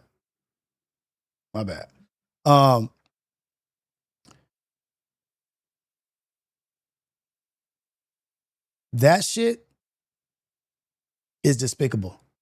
I was despicable. But I can recognize it because I know what demonic behavior is. That shit, you have garbage activity, you're a garbage person. But we're gonna switch it up. This is the AM Wake Up Show with Rios, the #1 morning show in the whole wide world. Craig. Monday through Friday, we here. I don't give a fuck if a nigga respond. Nigga, I'll never change my stance on that. Never, ever, ever. It's the weakest shit out there. Preying on weak people. The weakest shit ever. Preying on weak people. I can't stand that shit. But have Doughboy write that story in your acting debut. For real. But we're gonna switch up. We're gonna switch up to Justin Hunt. The gentleman. Third Verse. United Culture Podcast. Third Verse Podcast. Him and Stat talking about the reason Drake gets so much hate is because he became I'm not even gonna say, I'm gonna just let them talk about it. Let me know if you guys agree with this or disagree. This is the Third Verse Podcast with Stat Quo and Justin Hunt. Are probably two of my three favorite Drake songs of all time. Why do you think people hate him so much? Drake? Yeah, like when I look at the comments and like anybody defends him, they really get mad. Like what's the hate? So why is it so heavy? I think it's all the ghostwriting stuff. You know what I mean? I think two, I think y'all share y'all opinion. Other people's y'all share y'all opinion on this also. Favorite artists all had problems with him. So I think we are in a fanager, super fan environment, and I think that plays into it. Three, I think that over the course of his career, he's gotten lamer and farther away from the things that people actually appreciated about him. Lamer. I think it's weird to show up on. I think it's weird to show up on your 8th album talking about mob ties. I think, don't get me wrong, I love the music, but he turns into super gangster at some point in time, and I don't think that represents where a lot of people initially really rocked with him. I liked him for songs like like Take Care. You know what I mean? I like the songs where he really digs into his, background and vulnerabilities in an earnest way. By the time. But you're not cool with that evolving? He evolved. I think that's de-evolution. That's the problem with de-evolution. I think he leaned more into tropes. In the beginning, it felt like, this is a cool person who's expressing his insecurities, vulnerabilities. He's fantastic with melodies. He can rap. He's a hook monster. All that stuff is dope. I feel like Rihanna turned him down after that. He just went cold-hearted. And all of a sudden now we just get like, gun metaphors. You think Rihanna turned him down? I don't know. I'm just saying, this is just me. I don't have any information. Yeah, I don't know what happened with that. I just feel like... Shout out to Rihanna, man. Hey, listen, that girl was crazy for shooting at your house. Yeah, that was nuts. That was wild. Like, right. I not to jump. And worse behavior. Did Drake get worse? Did he evolve or did he devolve? Call in. The number is on the screen if you want to call in and talk about it. Did Drake evolve or devolve?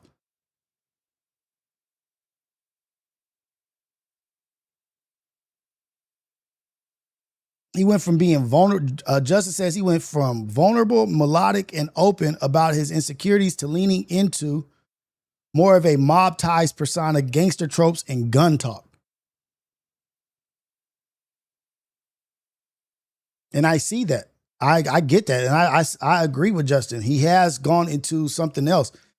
But with money, did he become more involved with mob type shit? Did he start developing like that kind of mentality, like paranoia, protection? And it starts spilling into his artistry, to his content, to his lyrics, to his product? Because your lifestyle does kind of bleed out, right? But is he living that lifestyle, or does he think he needs to do that to stand his ground? Because I'll tell you what, vulnerable, melodic, and open about his insecurities, Drake, one of the coldest cats out here. Top coldest cat out here. Like at this moment, Drake is top in many categories. My favorite? No. Do I love his music? Yeah. That Drake, love his music. Money can't unlame nerds. Yes. But experience can unlame nerds. I've seen dorks, nerds. I've had dorks, nerds in my family, in my surroundings that I turned into monsters. Because I knew they had squabbles, because I taught them how to fight. I taught them how to be vicious, but they was just squares and nerds.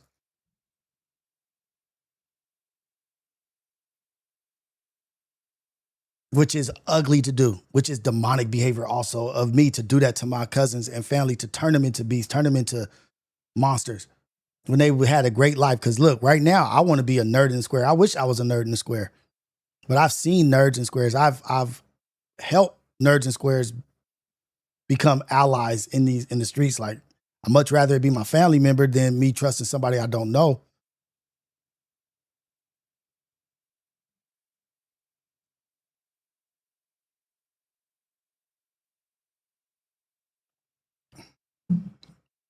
Yeah, I believe experience can take you out from being a nerd. I believe experience of having money and being around certain people, being robbed, being extorted and extorting, robbing and getting over on people and contracts and this and that. And the higher up you go, you get up there with real mafia, real money makers, real hitters, real shit. And you start seeing it, you start being a part of it. That can happen too.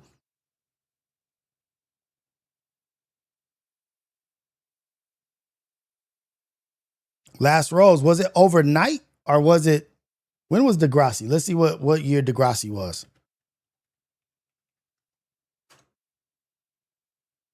Degrassi was in 2001. So damn, he was in Degrassi in 2001? Shit. 25 years later is not overnight.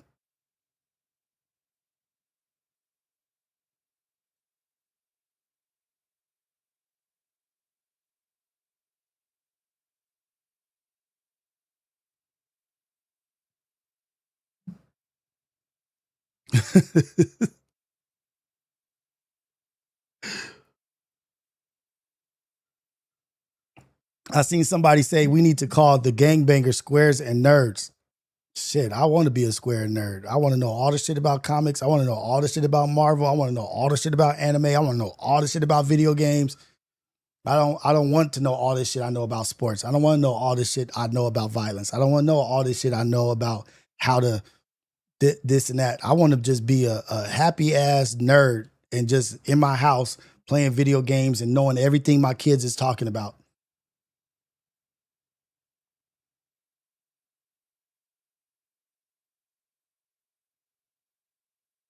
Hey, Beg 4-6 for real. I've seen it.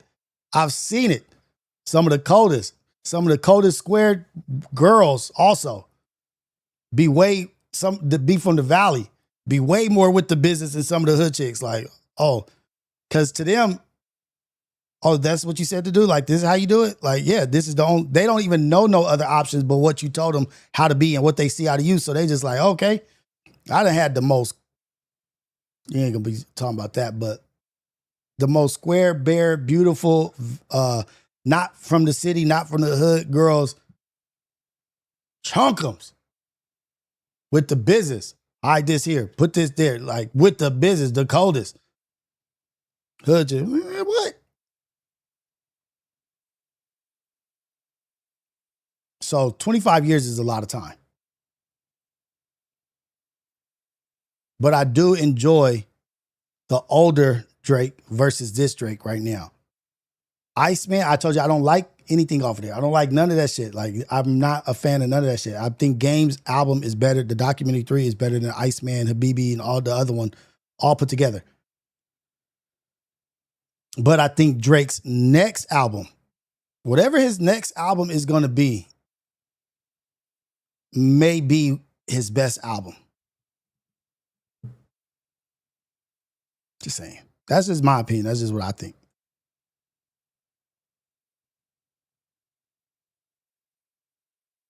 Game's Documentary 3 is better than all three of those albums put together.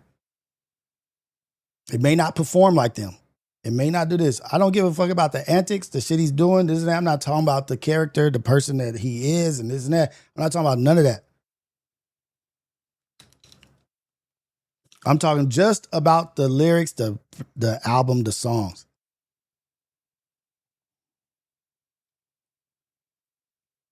And let me know if you think DJ Academics has a point here. Last Rose, Drake fans don't know rap. They don't know rap history. They don't know hip hop history. Their introduction to rap. A lot of these people that follow Drake and the cult-like following that he has, their introduction to rap is Drake. I got a white homie, one of the coldest engineers that I know, young white homie named Max. Keem hooked me up with some tickets for some TDE shit that I got him hooked up because he's the biggest TDE Kendrick, whatever Kendrick's record label fan that I've ever known. His introduction to rap was Kendrick. You can't tell him shit about Kendrick. My guy Max, young dude. One of the smartest people I've ever met. His introduction was Kendrick. So his ear for music is different than somebody that got introduced to rap by Drake. When they hear Kendrick, they like, the hell is that? Can't dance to that. I can't get jiggy to that shit. And Max listens to Drake, he's like, that's all right, what the fuck ever, but I'm fucking with Kendrick. I need that real shit. You got to think about these generations, these kids, these new white people, these new Indians, these new Asians, these new Mexicans, these new different minorities that didn't really grow up in hip hop, knowing hip hop. Their introduction from being a lame to being a cool person is Drake. They love his story. They love his music. So their history of music starts with Drake. So yeah.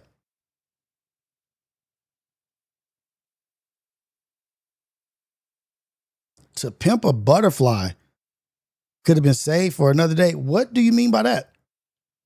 Please expound on that statement.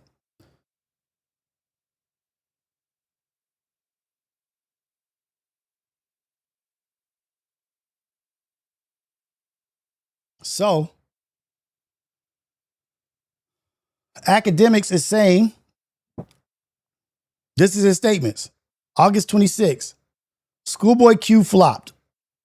Always about numbers with these people. Always about numbers, not the content, not the actual product.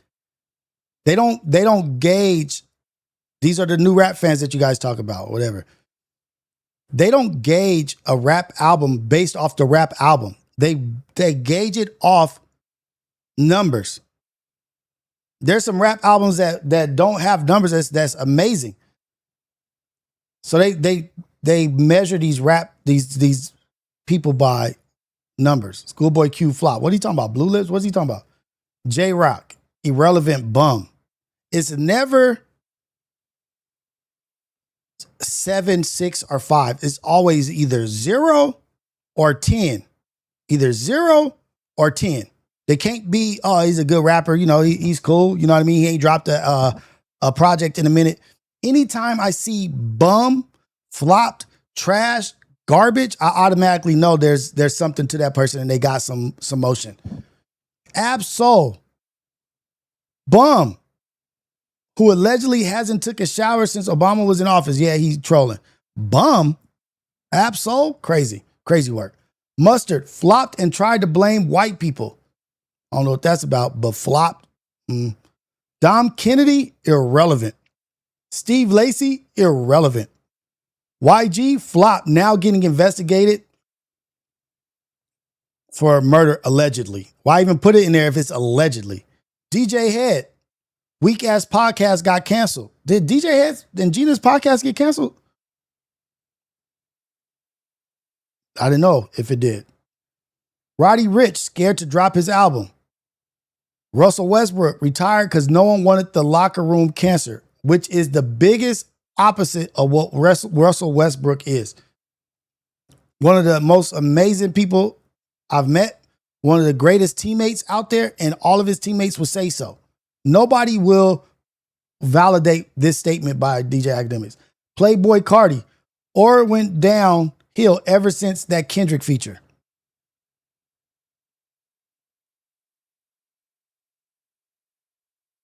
Okay, Act. Let's hear what you got to say.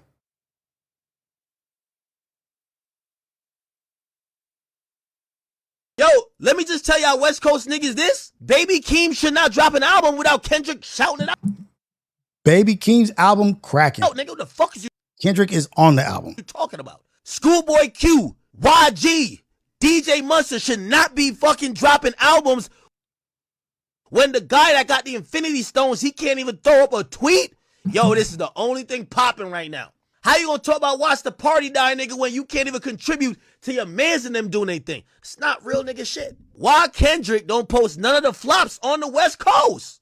You don't fuck with y'all niggas? Yo, if I crip walk for you for like 40 minutes, nigga, and I drop my album and you don't post my shit, man, I'm tight, nigga. How we crip walk for you at the pop out and we drop our album, you can't even post it? How that work? But it's all good. We're not even tripping on it. Shout out to Kendrick. Yo, starve them boys out. I like how Kendrick treats y'all niggas on the West Coast. Like, so it's all on Kendrick. So anytime somebody from New York drops Nas and Jay-Z and whoever is a big artist needs to promote them. Anytime they drop something, why Jay-Z didn't repost that? Why didn't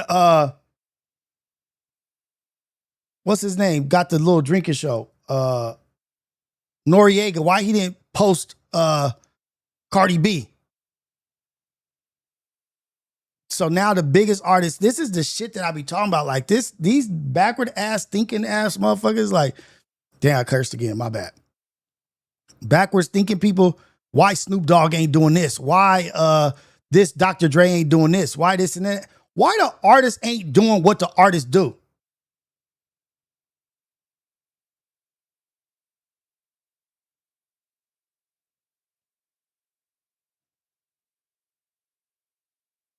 Why the artists ain't doing what the artists do?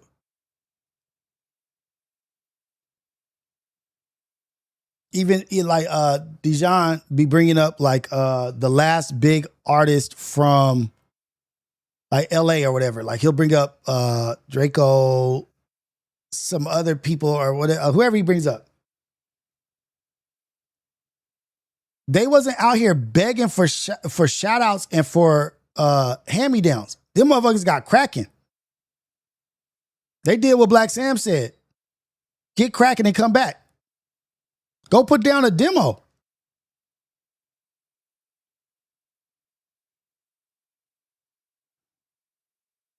They got cracking and came back. They always compare people like the new artists to Draco. Why you ain't found a new Draco?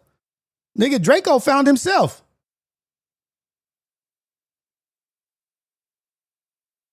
Draco found himself. These old artists of the LA rap that I know of, them cats found themselves and wouldn't be denied. What happened to artists that won't be denied?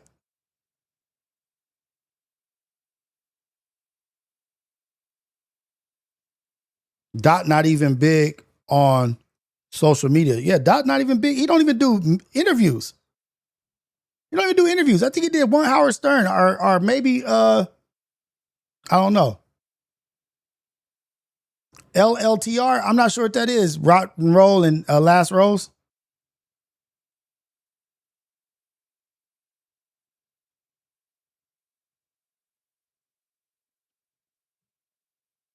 These artists, Nipsey discovered himself.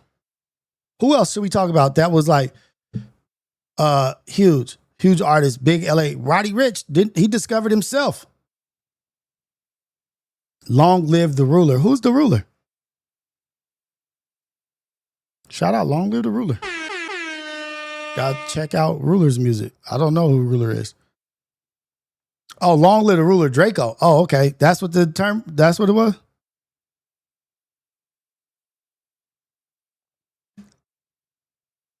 A lot of music in general is trash. A lot of Atlanta music is trash. A lot of Florida music is trash. A lot of New York music is trash. A lot of everywhere music is trash. Most of the music is trash. It's the greats that make it through. My bad, last row. Nigga, I'm 45. I'm 45 years old. And I got my own shit, fucked up brain shit. The ruler is Draco. My bad. LLTR. Long live the ruler.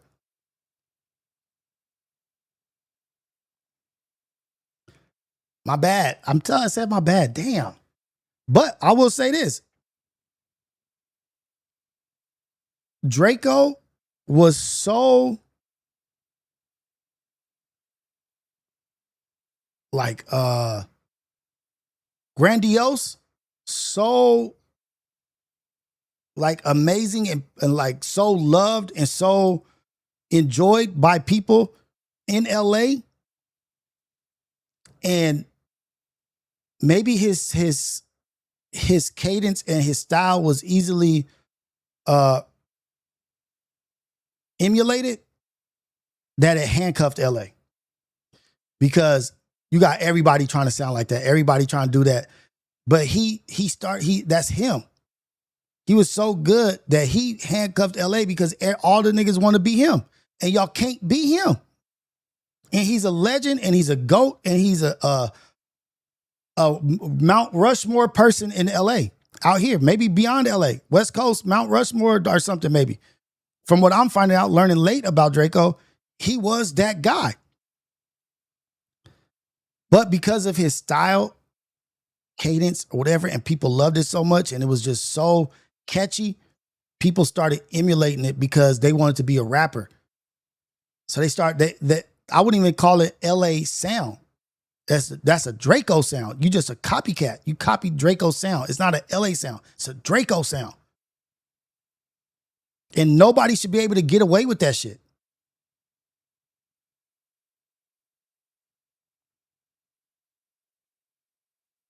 Nobody.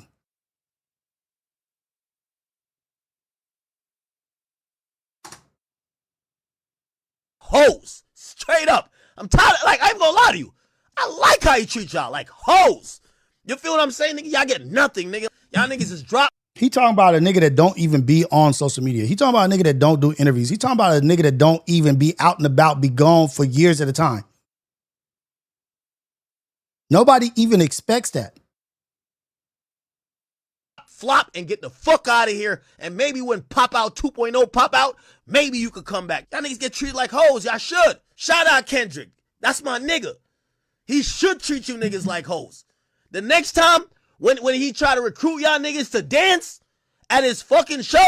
Shout out Pun had Draco LLTR. Haha. LLTR. Shout out Pun. He had Draco at the studio. When I tell you somebody that can spot talent and is skilled and a hustler, Pun. Got an eye and a knack for talent, making money, and business savvy. Shout out Pun. Make sure you come with your tap dancing boots, nigga. But if you want a verse, no. You want a shout out? No. Nigga, you get nothing. Act be guzzling Drake every time I go out and come back in, I don't know why it does that in the alert box. I'm trying to figure that out, y'all. But I don't want it to keep doing that. Let's see.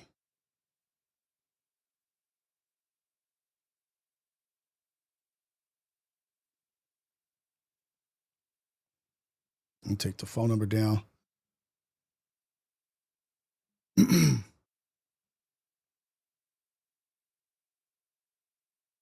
I know what that is, Nick. I know that LLNH. Now that I know LL is long live, now y'all can't get it by me. I got that. I got LL now. Long live. LL is long live. Long live Nipsey Hussle.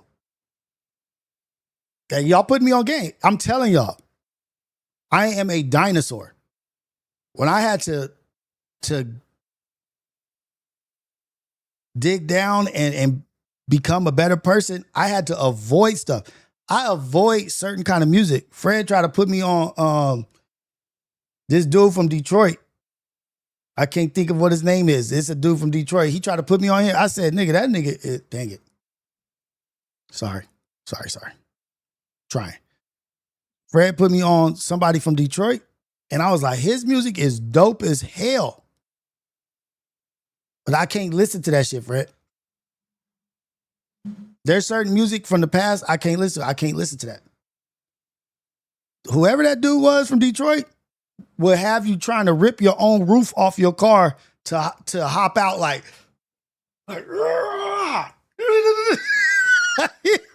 all while driving the car with your foot. Like,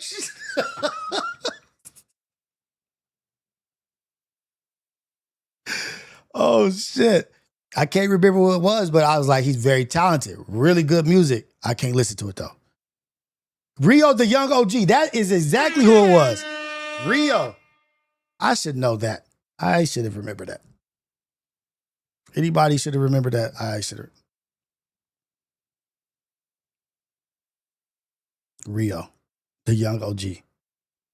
That shit had my blood pressure, heart rate up. Like, I was like, oh yeah, no, I can't. I'm good. No, it was Rio. Yeah, Rio for sure.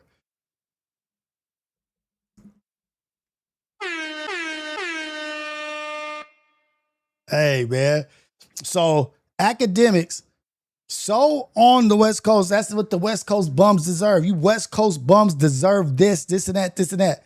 I love Kendrick because he treats y'all like bums. Should they hold his foot to the fire? Hold his feet to the fire?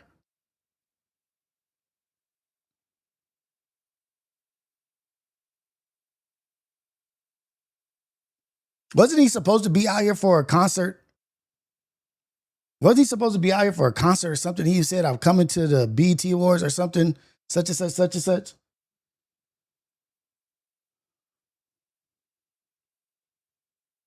And I believe Act will do things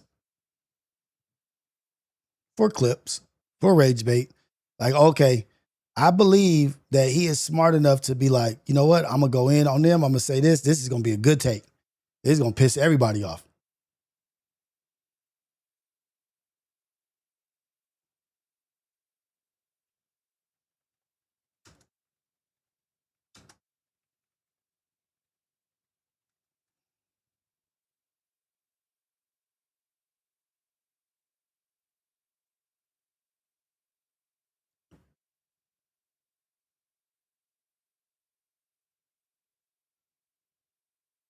Schoolboy Q, is he saying Schoolboy Q flopped with Blue Lips?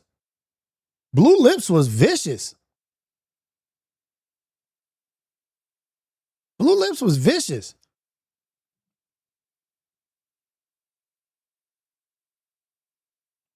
Long live Cool J.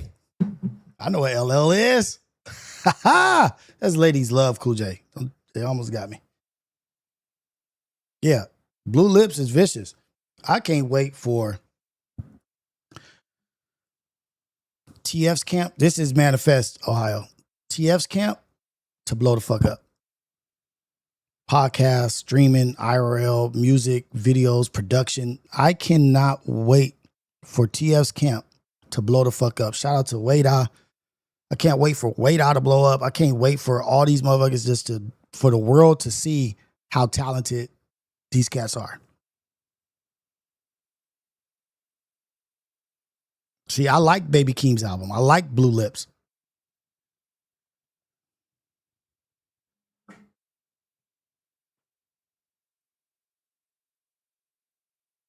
I like Ack, but he might really hate NJ and 22. I thought they was buddies. Can't wait for TF to just go crazy. I can't wait for the spotlight to catch up to him. I love Baby Keem's album, man. I love it. I'll play that shit to this day. I play some Blue Lips. I'll put are they my favorite albums of all time? No, but nigga, it's good music. TF. I'm gonna show you who's TF. I'm gonna show you who's TF. Ha, great question. Who's TF? The motherfucking man.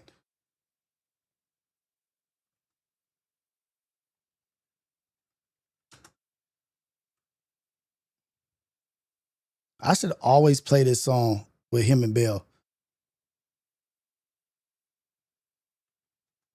And Water. Shout out Water too. WATR.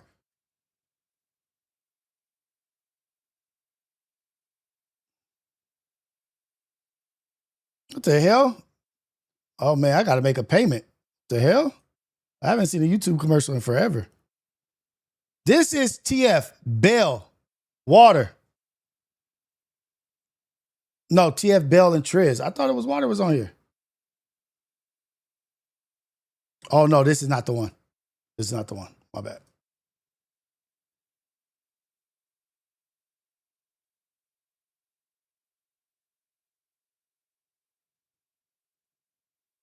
And then I'm gonna bring up his Instagram.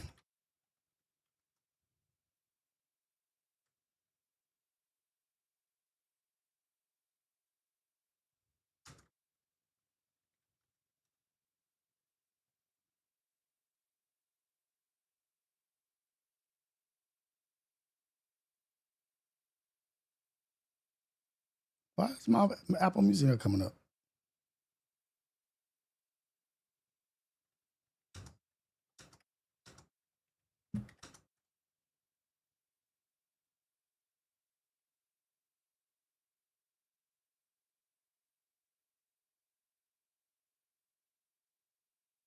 What the hell?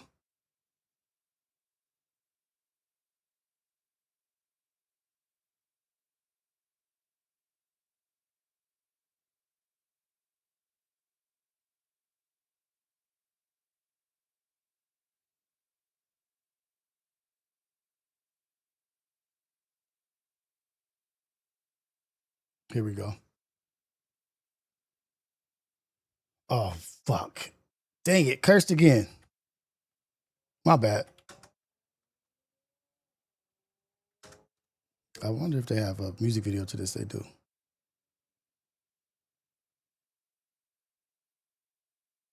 No, not a music video, but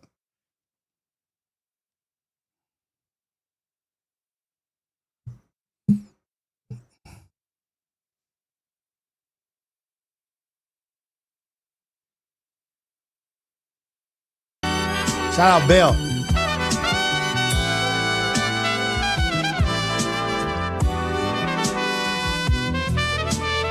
You can't walk to if you fall. Shout out Water. When I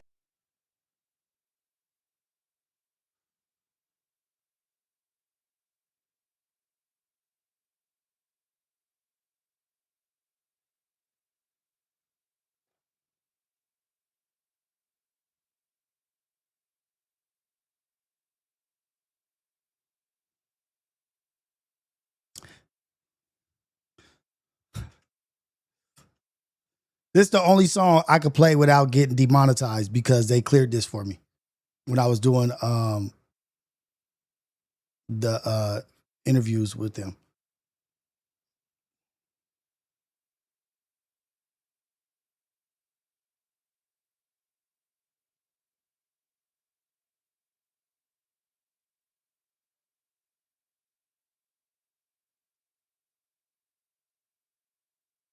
Oh, y'all can't hear it? Y'all can't hear it? The hell? Wasn't y'all hearing? Y'all still can't hear it? Rich, you know that moment never lasts for show. I got an everlasting flow. No, I can't relax. I'm too attached. I can't let it go. 92 Fendi is a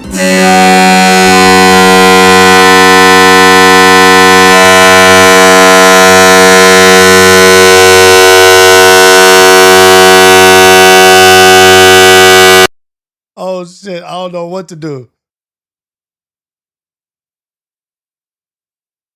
Trovita, you ghetto go. Trovita, you know you cold. You ghetto go. You ghetto go, baby. Ghetto go. Oh shit! I am so sorry. Oh shit!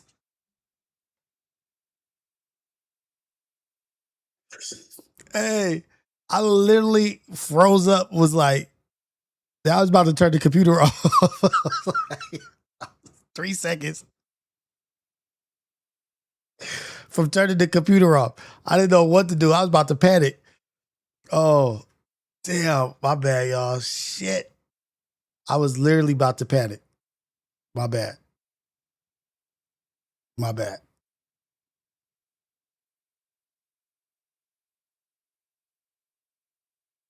That was incredibly horrible.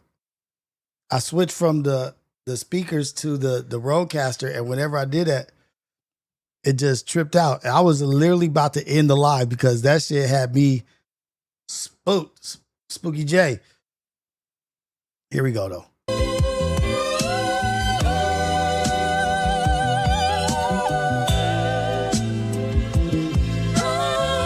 Nobody ever talks about TF and Bell. Nobody talking about Water.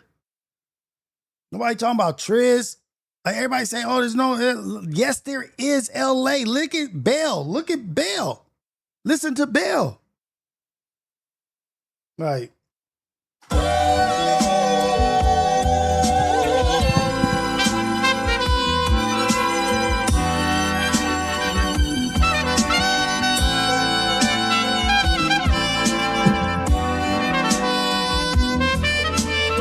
You can walk to if you fall through. When I call you up, you want it, I'ma get it for you. Let me get you. Jay Worthy. Put you in that boat, take off another issue. Soon as I fell in it, I fell in love with you. Tryna fight the feelings, it's ahead of. Baby, you so trophied up. You know you cold. Trophied up. You ghetto go. Trophied up. You know you cold. You ghetto go. You ghetto go, baby. Yeah, you're a step to obstacles. Dallas, we did Papa Do's. And we don't penny pinch, we spin it all. That's what the profit for. I'm Kansas in the Final Four. Any given canvas you imagine, I'm relying on souls. This a different tier, you know my fabric cut from Rain Ghost. They came rich, you know that moment never lasts for show. I got an everlasting flow. No, I can't relax, I'm too attached, I can't let it go. 92 Fendi is a ticket on your vintage pose. And Drake's that's for basic hoes. It's a bill, short rigatoni, grab a plate to go. And lames can't stand next to me, that's the juxtapose. Had to get a rock and that's the topic, I adjust the goals. Boy, we bought the pressure and the extra feet more comfortable. You know you go, trophied up. You ghetto go, trophied up. You know you go, you ghetto go, you ghetto go, baby. Ghetto go. You know I'm gon' get it for you. So I don't wanna hear shit when I'm busy. Let me hit them corners. Tiffany blue, match the aroma. Eve Saint, Globetrotter, dribble drop buckets in East State. P6, I'm still thinking back on release days. Nice heated place with dry age, Japanese days. Threw the city on my back and didn't fold without a knee brace. Trophied up, you my first, second, and 3 place. Running relays, forms on my keychains. I know I'm toxic. I probably never teenage, just being honest. I only lie about where I'm hiding. I be really up, but baby, I'm broke. Bitch, I ain't got it. Still whatever you want, and I'm gon' get it. I said whatever you want, and I'm gon' get it. This that ghetto gold. I said whatever you want, De I'm Leon. gon' get it if that ghetto gold. Kill him. Really shit, man. I thought I was missing something, but the whole time I already had it. That's what ghetto gold is, you know? That's what ghetto gold is, you know? Shout out to Bell. And that's what I can play because I've been cleared to play that. They have crazier shit out there. TF and Bell both have crazier shit out there. Shout out to both of them. Shout out to Water. Water is dope. Upcoming artist out of Compton. But if I went through and just played TF shit, like this is worth getting demonetized for, actually.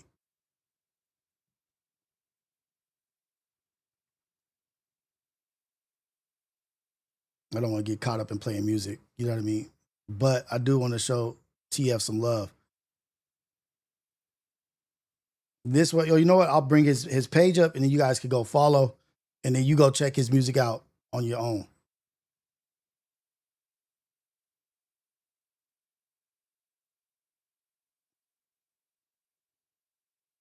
If you don't know who he is, go check him out. Don't Call Me Lucky was the last thing. Maniac Blue is the last thing, actually. Maniac Blue, Scandalous Summers, cold ass album, man. Like, this shit is vicious. If you like Jay Worthy, go listen to Scandalous Summers, man. Shout out to everybody that helped bring the legend of Maniac Blue to life. You got to run this project from top to bottom to really get the full story. And that's what I love about TF, man. He does real creative production shit. You got to listen to the whole thing. Maniac Blue, Janky Gold, South Coast Plaza, Bounce Rock. Some of y'all may have heard that. Hollywood Swinging, Sending Corners, A Different Cloth, Love Letters, I'm a Dog. You guys, some of you may have heard that. Bebe's Kids is cold. The Ballads is cold. So you got Jay Worthy on South Coast. Some of y'all may have heard that. Zoe Osama and Triz on Bounce Rock. Some of y'all may have heard that. Lil Bunko, Drebo on A Different Cloth. Shout out to Drebo. Let's talk about Drebo also when we talking about LA and new upcoming rappers. Fat Meech, Legree Shine, Rucci, Ice Cold Bishop.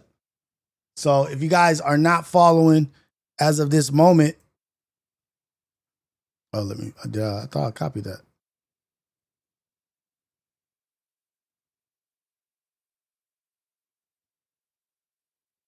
Oh, I can't do it in here. Okay.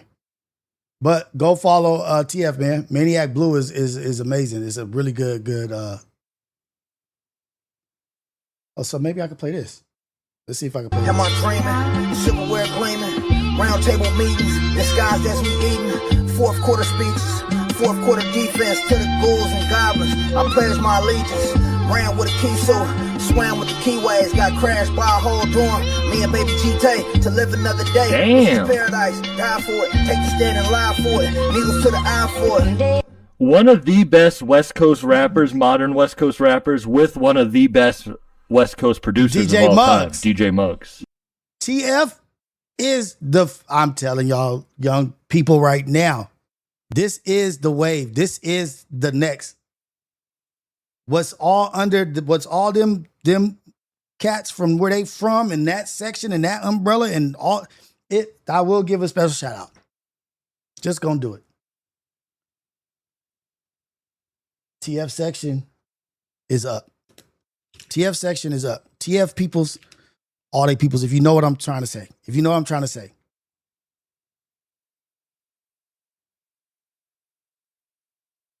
Them 50s is up. All the peoples is up from over there. All of those people that fuck with each other, they're so fucking talented. They got and this is what I told TF. I said, nigga, I don't see anywhere else where there's that much talent that is that connected, that is peoples that's going and doing shit and working with each other.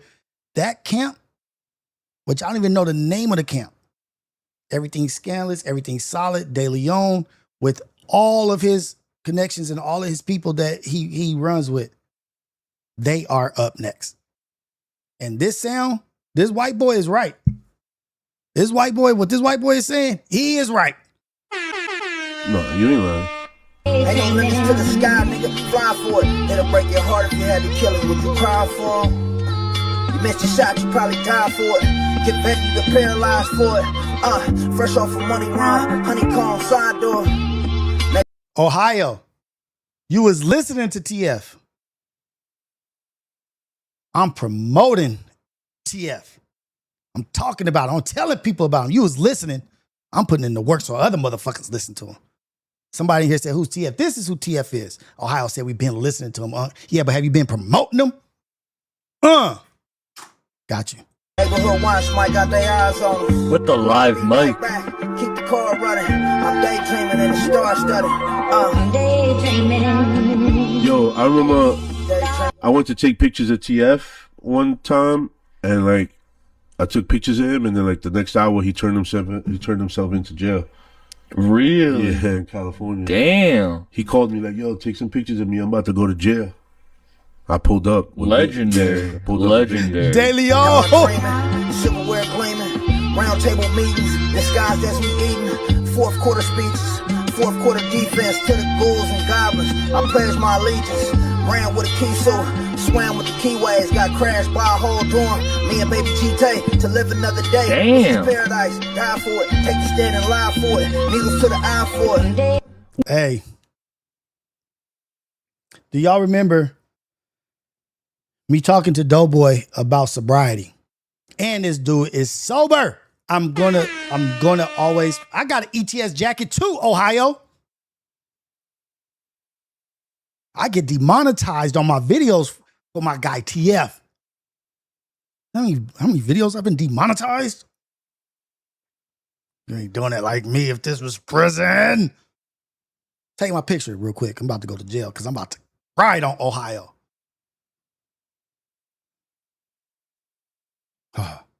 Woosah. It's not everything scandalous. ETS, everything solid. Everything solid. Everything smooth. That's what I like about ETS. You could exchange the S for a lot of things. Everything's sick. Ohio ties, everything's stupid. You challenging me? This was prison. But shout out to that camp. But okay, if you guys remember me talking about to Doughboy about every now and again we need reminders as reminders of our sobriety. We need to listen to things that can to help us not trigger to get out of our sobriety, but to recognize like, okay, let me pull strength from this. Let me pull strength. Let me pull from this. If you guys haven't watched my reality check with TF, is one of the coldest. I might need to re-up that reality check. It's like 4 hours with TF, one of the coldest. I should start re-airing all of my reality checks and let's watch them together because you'll hear some people saying some things. Well, let's rewatch reality checks together. What you want to do? Randy #new. Let me see. I can't even answer that kid. It's gonna be on.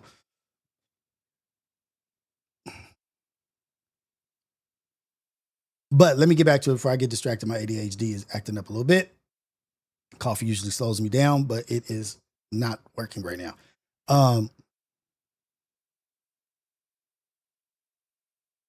When you need to pull in some strength, you need to listen to something that you're going to garner strength from and help you in your endeavors, your sobriety. Feeling the Power was for me. That's what Feeling the Power was for me. And TF that was his first album sober, and that's what I was telling Doughboy. Like, you can't just go through this trying to be sober on your own. You can do it, but you do need some tools to guide you and help you through. Just like you can't be drunk without nothing to get you drunk. You can't be an addict without the supply to be an addict.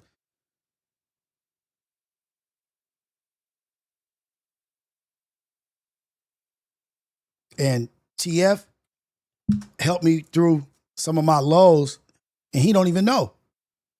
But after the reality check, before reality check, and just sitting with some of the music and listening to the music and listening to the old music and then listen to the new music, and that did a lot for me, man.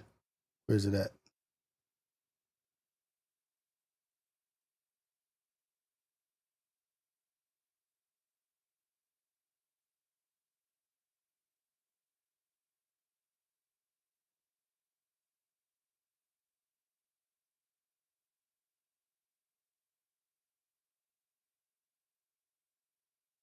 That shit's not on Apple Music? Oh, shit.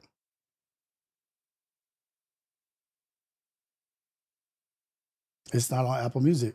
Damn.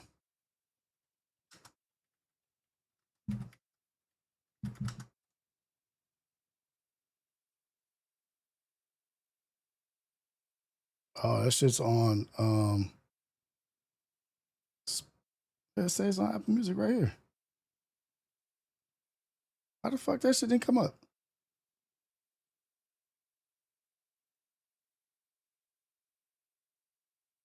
Here we go.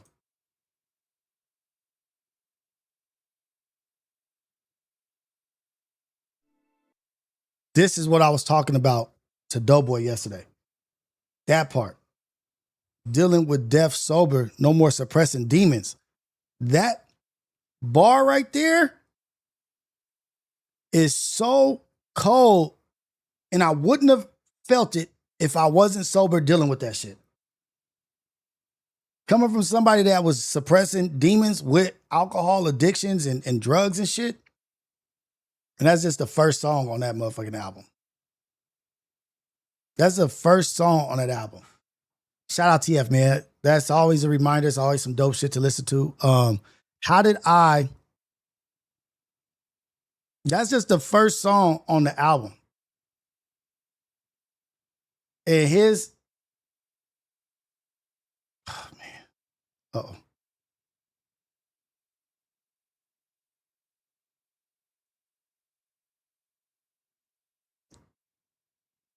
His discography is one of the coldest.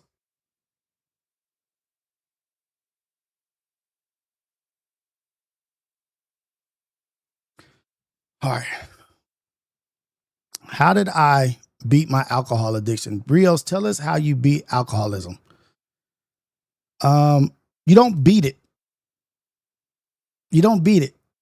And that's one thing I'll tell you. You got to think about it in the sense of you never beat alcoholism. And that's what I had to realize. I was always able to stop drinking. I could drink, I could max out drinking. I could drink a fifth and not go to sleep or black out. Like later on, I started being able to handle alcoholism in a way where I could still drive and I could still do things and I can do the most dangerous things. And shout out to Fred, shout out to Pun, shout out to Manny, shout out to Dre, shout out to Tay, shout out to Randy, shout out to Jamar, shout out to B, shout out to all the people. But the most recent times of my alcoholism, Manny, Fred, Pun, Melvin, my wife. I don't wish. But if you guys could see how one time I was driving down the 110 and how I was acting while my homies was driving down the 110, and then we had to go back to Compton and back out here, and just how obliterated I was. Fred saved my life. My brother Fred saved my life. My wife called Manny. No, nigga, go pick him up right now. Go pick him up right now. She had to convince me to come get me. Manny came and got me. I had been, and this is the crazy thing, I was healthy. I had just came off a 12-day fast of not eating anything, a juice cleanse. I did a juice cleanse for 12 days of not eating. And guess how I came out? This is the ignorant alcoholism, demon, spirit shit, and how strong it is. I came out of my fast not even eating. I came out of my fast drinking Hennessy White. I never had Hennessy White, but I came out of it drinking that. And then there was another drink that was like a pretty bottle. It's like this pretty bottle thing that everybody was drinking for a minute, and it was like expensive. Drinking that. And then drinking something else. But not cups of this shit. Out the bottle, drinking. Out of a 12-day fast, empty stomach. Fred easily manhandled me when I was at my peak of the ultimate drunkenness. This is when I broke Pun's back windshield, and I had to pay to fix his windshield that I punched and broke. So this how Fred saved me. Manny saved me. Pun saved me. Everybody else there that did their job too. I'm riding in the car with Pun. I'm in the car with Pun and the guys. We're in the same car. This is how fucked up I am. I get out the car.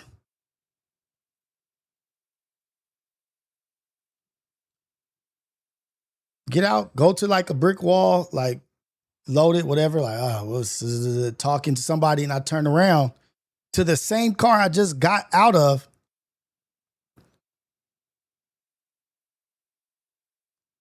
And said, F this car. F this car. And with my left hand, not even my right hand, with my left hand, just like, boom, to the back windshield and cracked the back windshield.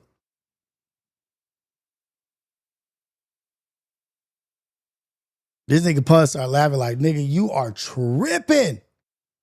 That's why I love Pun. Nigga, there's nothing ever that's going to get me to say anything bad about none of my brothers. I don't give a fuck about nothing. He said, you tripping. And I'm like, what? He's like, yeah, that's my car. I was like, oh, shit. And when I put my head back, fell out. Lost my balance and just fell out. Boom. They like, oh, this dude tripping. And I'm tripping. I'm just tripping on everything. But if it wasn't for Fred retaining me, or what is that called? Nigga had me like a baby. Nigga like,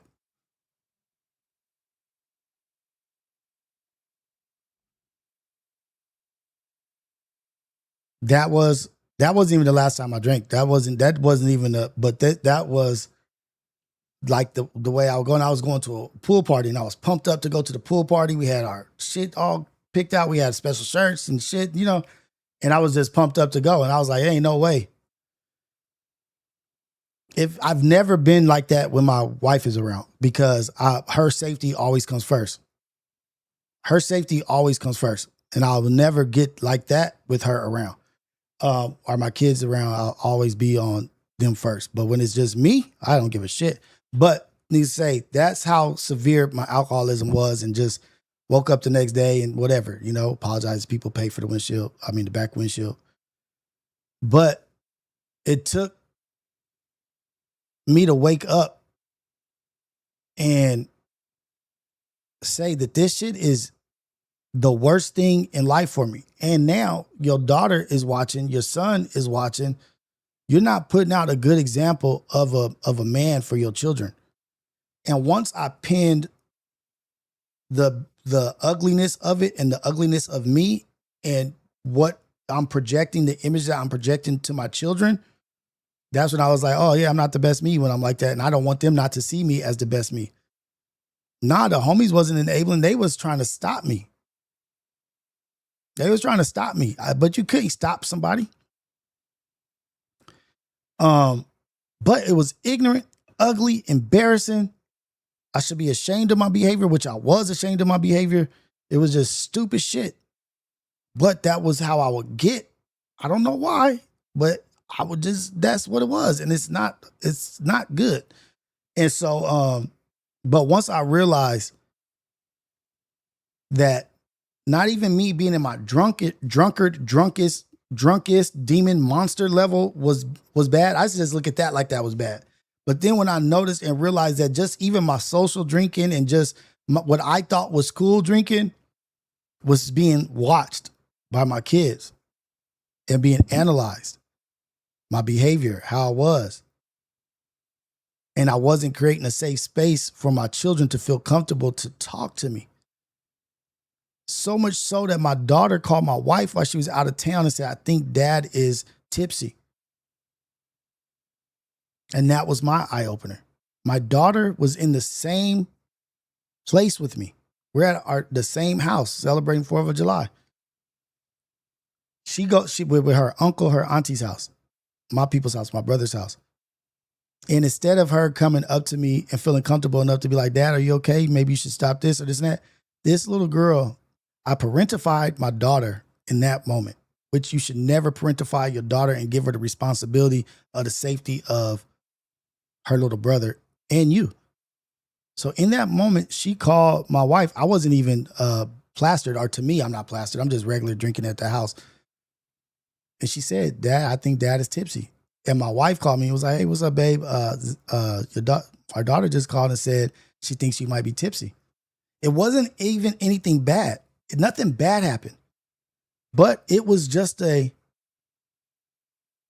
wake-up call. And I told my wife, oh, okay, I'm not going to drink. I'll put down a drink. I'm not drinking no more. We good. I'll just eat and whatever. And as I hung up the call, but first, while I'm on the call with my wife and my wife is telling me that, my heart is broken.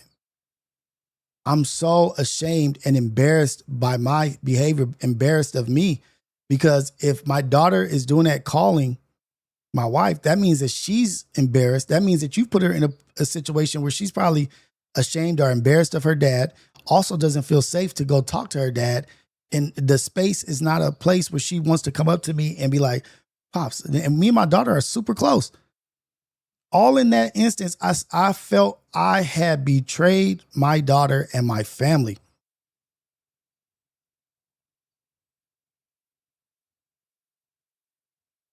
Thank God my daughter snitched, because y'all, I wouldn't be here. If my daughter didn't snitch, at what age did she do all the snitching? If she didn't snitch, I would not be here. And it was my wake-up call. Like, oh, dude, like, you fucking up. You around all these people and your daughter don't even feel comfortable enough to come up to you. You haven't created the space where she feels safe.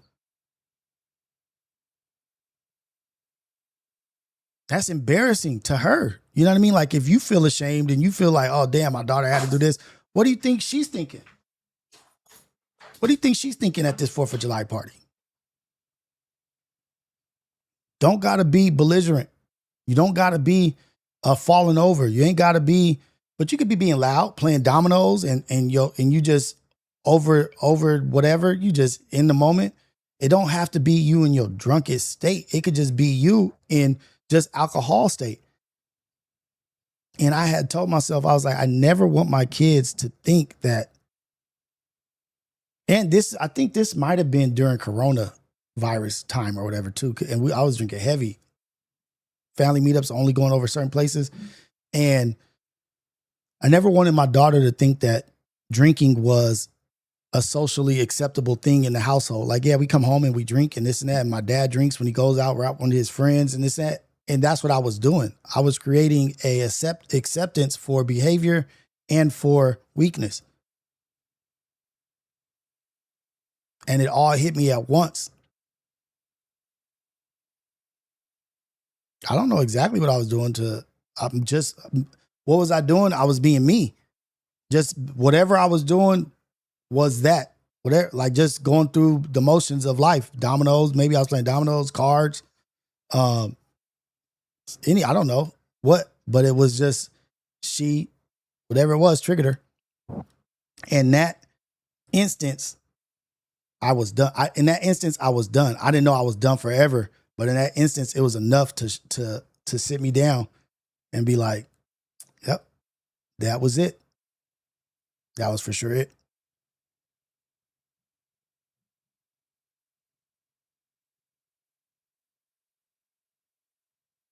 It's so crazy because then I looked up. Me and my wife looked up and it was like, damn, it's been a year.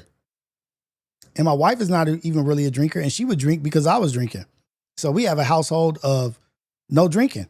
There's no alcohol. There's no wine. There's no nothing. We don't have a party house for adults. We have a family house that people are comfortable at. Family games, watch a show, cooking, food, laughing, basketball outside, basketball in the back, walk the dog, wash the dog, just sit in the living room, sit in the kitchen, just talking family. We have that. If you want something to drink, you're going to have to order it or you're going to have to bring it.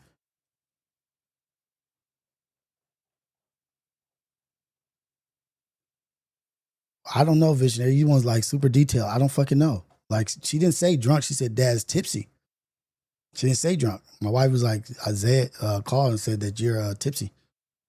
I was like, what? She's like, yeah. I was like, when did she do this? Like, it threw me off. But it was I was so blindsided by it because I had been way worse before. But she had a phone. Mom wasn't here. So maybe that triggered her thought process like, oh, shoot, he's going to keep drinking. Let me call mom before he gets worse. You know what I mean? Like, my daughter is super smart. So that could be it. I don't know.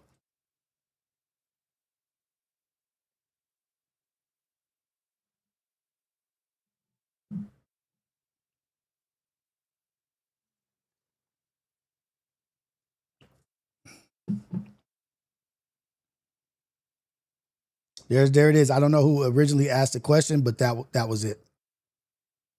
And for my fear of because I know once I tip the bottle, I'm back in that life. I'm back doing that. I used to be a big pothead. And then something else also. But I remember, I think I went to jail for like a week. And when I got out, I tried to do what I used to do. And it was not a good experience. And that slowed me down from doing as much of it. But that was my tailoring off. You know what I mean? Like, because I had never in my life gone that long without doing some stuff. And then when I tried to do it, it was just like, not it. And I tried to jump right back into it. And it was like, nah. But that was my slowdown. And that's when that stopped being my also kicker or whatever. I just started doing other stuff. But yeah.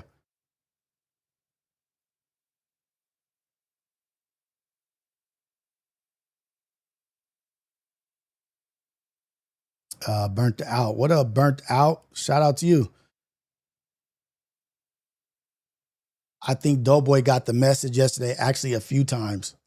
That's dope, man. I hope so. And I just hope I can do anything I can do to help. I'm going to do that. Hey, super chat. Thank you. Let's go. I got a super chat. Ohio. Did we talk about the lady who tackled a kid? Nope, we did not. A lady tackled a kid? Or was it the sister who tackled a kid?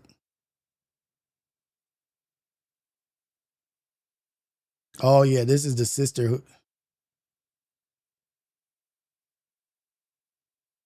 When we say white people are always presumed innocent, this is what we mean. You really felt like, you just really didn't have a choice in seeing what they were doing to him and nobody stopping it. Because that 16-year-old girl ran on a football field and assaulted a 13-year-old black football player. Because her brother was getting manhandled. And because she was mad. And instead of the news reaching out to the black kid that was assaulted, traumatized, embarrassed on the football field doing nothing wrong, they give the assaulter a softball interview and try to make her look as innocent as possible, which would never happen to a black person. The fact that the perpetrator is being interviewed instead of the victim already shows you the framing of this story. Hearing that this is a fantastic girl from a great family, that serves to change how you look at this 16-year-old girl. But I'm Jude. Welcome to the channel. Please like and share the video. Don't forget to sub. Now, let's get into it. A 16-year-old girl runs onto a football field and assaults a 13-year-old football player because her brother was getting manhandled. And because she was mad because her brother's team was getting a butt kicked 35-0. Notice how she's able to walk right off the field and nobody touches the seat. She literally... She did that to the right team, and she did that in the right place. She did that to the right team in the right place. Let me tell you about football where I live.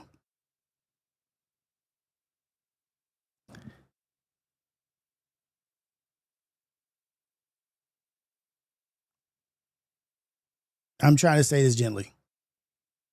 First of all, she wouldn't have done it. At our football games, there would not have been a bone in her body that would have been comfortable enough to do that. So wherever they are, it's not just her. Wherever they are, they have bred a comfort of that. And I believe probably there's more of that than the other. She wouldn't have probably even felt comfortable jumping out her seat, saying something mean? Had she made it to the field and did that, she would not have walked out that stadium. And I'm not saying that that's right. Her behavior for sure is not right. It would have been a consensus, telekinetic, hypnosis, psychosis that would have went through probably about 45 black mothers, maybe 30 aunties and 60 sisters that all would have gotten the message from the so above ancestors and hit that football field like a wave tsunami of black mama rage. And I don't know if you've ever seen just one black mama bear rage. To see a stadium full of it, I'm so glad it happened where it happened. So glad. Because this would be a different story had that happened in Los Angeles.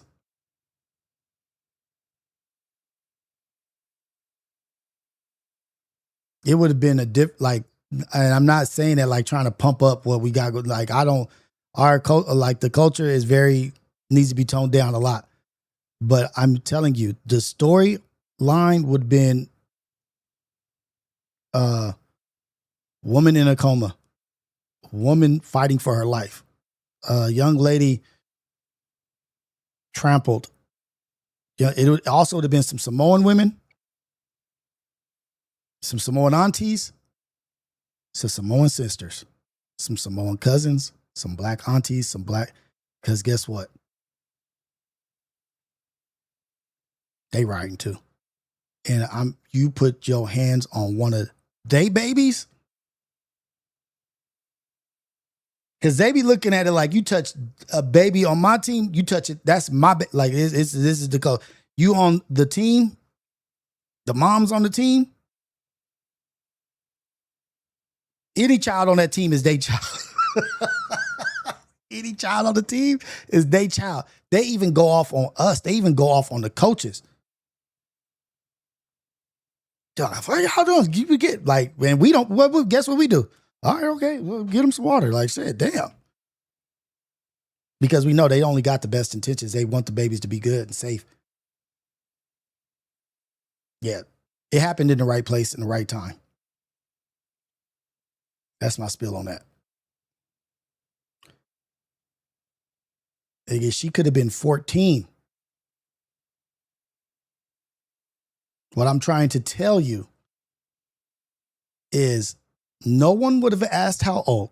No one would have asked anything. There would have just been action. And that's why I said there would be a different story being told if it would have happened out here. Maybe the mamas would have backed up and said, daughters, unite. It wouldn't have been good. And that's saying the least. Bulldozed that boy, like assaulted him. Nobody even grabbed her. She was able to do whatever she wanted and just walk off the field. My bad, I'm not trying to be in front of the old boy's face. And you know it would be all over the news if that 13-year-old boy got up and defended himself. Then he would be in the wrong. Then he would be criminalized. Or if his sister or mother ran on. Yeah, I don't even think the dude that's rebuttaling or commenting or reacting to this, I don't think he's from out here either. I don't know where he's from, but he's just talking about the boy reacting. Shit. The boy wouldn't have had this shit before the boy would have got up. Before the boy would have gotten up, there would have been a wave. The team moms, there's like 2 or 3 team moms, and a few daughters. It's like the water girls and people out there. Before he'd have got up, it'd have been a travesty.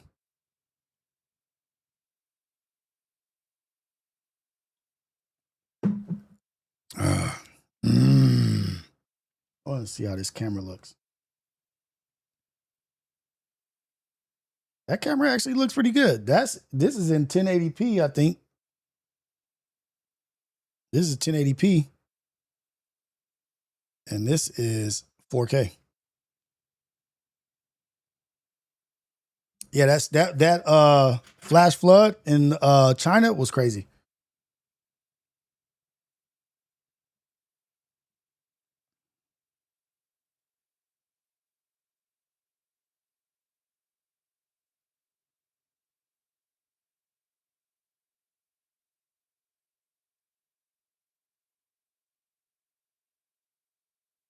Man.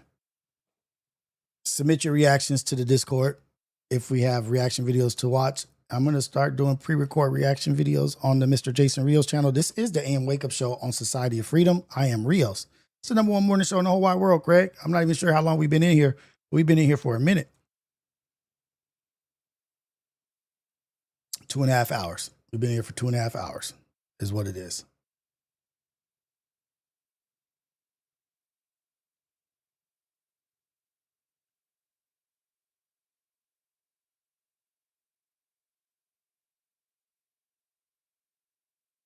Oh, who put this in here? Let me see. Who should I thank for this? Oh, this is Ohio. For nearly 3 years, we watched a live stream genocide unfold in Gaza. Oh. But on the world stage, a very different vision was being shared. Peace is a different deal than a business deal. New guy. That's discussing the peace board. That's a little too heavy for right now because how do I keep it from doing the repeat stuff? Why does it keep repeating every time I come back in here? Oh, y'all. Shout out to Javonda and Anya. And look, I told Anya what you said yesterday, Nick Bags, about that comment. I'll let Anya back me down in the paint any day. She started dying. She said, "You're fucking crazy." Shout out to Imperfect Perspective, man.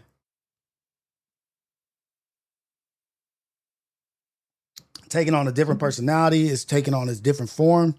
And just so you guys know, you're going to be mad. You might laugh. You might bag on me. I'm moving back to the way it was. I'm moving the setup back to the way it was. Okay. Who's going to fucking laugh? Who was bagging on me yesterday? Cali Bag. Somebody's bagging. I'm always changing, moving stuff. Mel Strains may have said it. I'm moving back to the way it was with my Puerto Rican flag in the books, because that way it's easier for me to be off camera and looking at them at the same time with the cameras in the same position. So I can be like this on them while they're doing their thing. And then that way I'm always in the same setup, every setup. And the Imperfect Perspective is not about me. It's about them. I'm basically going to be like the male version of the girls on male podcasts. I don't know what I'm trying to say. And I don't know if that sounded wrong. But I'm going to be like the Josiah. That's better. Josiah, but off camera. No need to be on camera all the time when I'm going live every morning. No need for that. So I'm going to change this shit around and I'm going to do some reaction videos. And I'm going to put it on Mr. Jason Rios. Send me some videos that you guys want me to react to that you don't think I'm going to get demonetized for reacting to on the Mr. Jason Rios channel. I'll do reactions over there. Drop it in the Discord. And I'm going to start doing pre-recorded reactions with my new software program. But I just wanted to let y'all know I am going back to the old setup. Don't be mad and don't hate. Don't be mad and don't hate. Congratulate. It's going to be better for the setup. I know, and I'm not spiraling.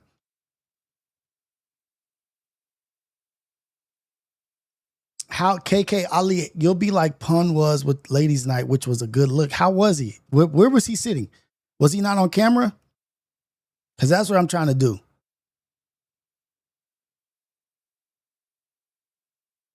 Maybe I need to look at some Ladies Night.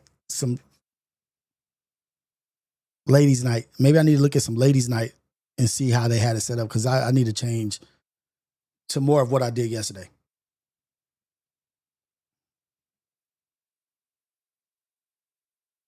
Hey, HXA, man. Shout out to you, man. I'm just trying to do what I'm just trying to be me. I'm trying to be the best me. Whatever it is that I can do, whatever it is that I can share. If me sharing my story is helpful. But look, I'm 45.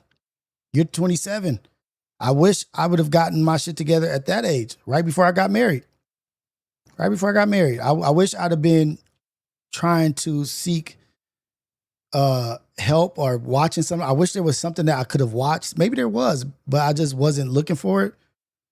But you're at a good place, man. You're at a good time in your life. 27 is a good time. Right when you hit 30 is when everything takes off and will just be up. 30 is when it's up. Like everything it gets greater. Salute, man. Salute to Wilmington. Salute to Wilmington. My dad grew up in Wilmington. Went to Banning.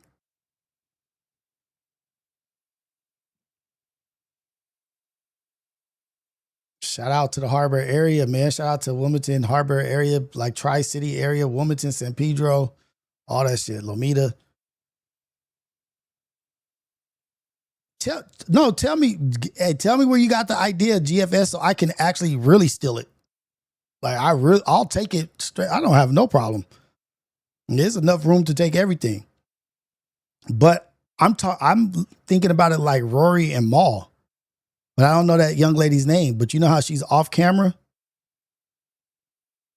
Rory and Maul have it like that. Where there's just them two on camera and then she's just like doing whatever she's doing. And then the camera, when she talks, comes to her.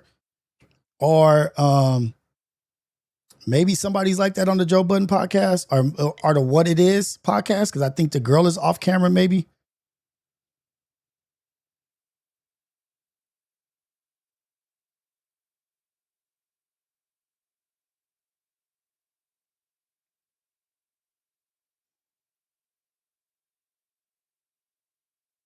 The setup always fly, considering from parking lots and SpaceX back in the day. That was never at SpaceX. When I was doing that, I was building electric boats. That was the boat company I was at. The electric boats, building from the ground up, batteries and the boat. I'm trying to think. GFS, just share, man, so I can steal the idea. Damn it. He'll come in here. But I have an idea where Rios got the idea from, but I'm going to hold my peace on the why until Rios move the setup. Tell me, fool. What the hell? Got me just spilling all my everything, just all information, being transparent. Open. I'm going to hold my. Man. The hell, GFS, dude. Pissing me off. But yeah, I'm going to look a lot, but all I'm gonna say is in your off time, look up It's Giving podcast and wait, what? It's Giving podcast? It's Giving? What is and It's Giving podcast.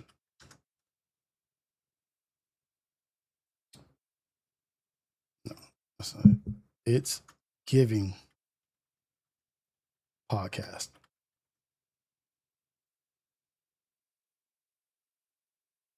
Hey, Sarah. Oh, this might be a good. I don't know. I gotta look at the setup though.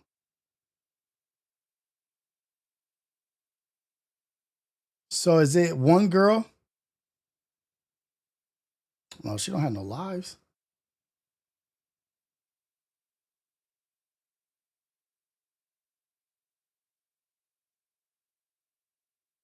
I think that the biggest difference between girlfriend and wife is yours and mine versus ours. This is our house. When we this show would not be the show without the team.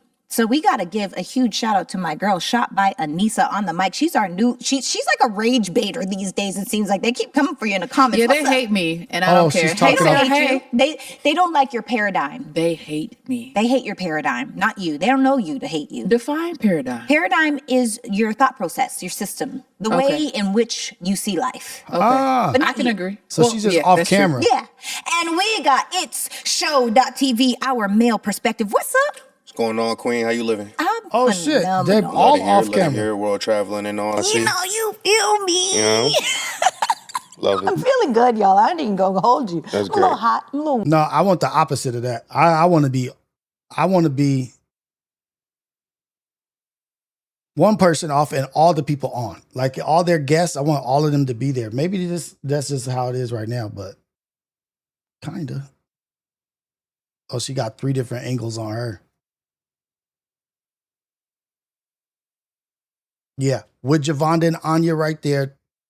2 cameras, 1 camera for Javonda, 1 camera for Anya, and then 1 wide camera for all of them. And then 1 camera for me. Yeah.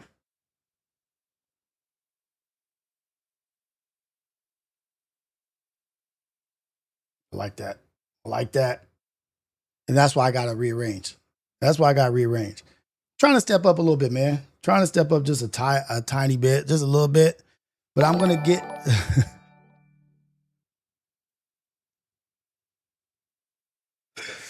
That's it's given. What? Oh, shoot. Let me get out of here. I'm going to get out of here so I can go check out Keem's Live real quick. Everybody go head over to Keem's Live. Hold on. Let me go click his thing real quick. Tell me how that feels.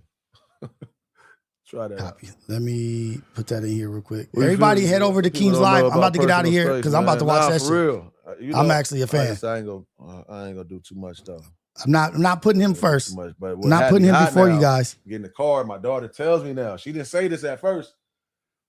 We in the car and she was like, I'm always checking their moves. I ain't trying to be overbearing, just because it's hot out here. So just because they might be a little down, I don't be just assuming they had a bad day. I don't want to be on them like that.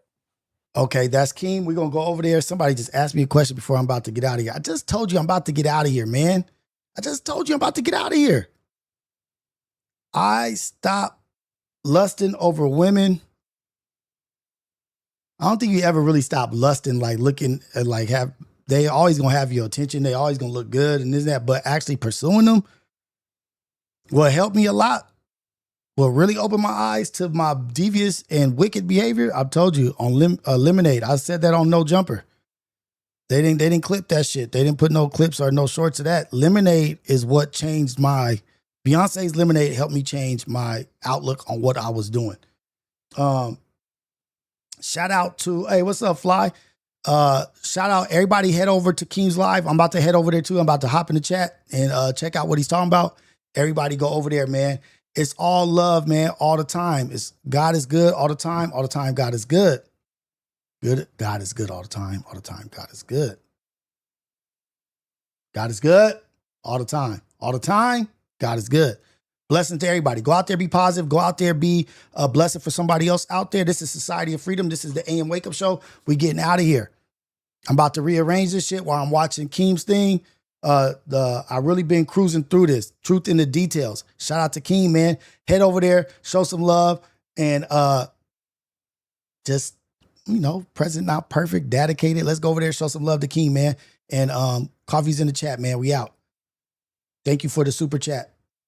Thank you for everything. Thank you for, don't forget to leave a comment when this ends. Leave a comment. If you are a fan, if you fuck with me, leave a comment. As soon as I've turned this off, leave a comment in the comment section. Let's head over to Keem's.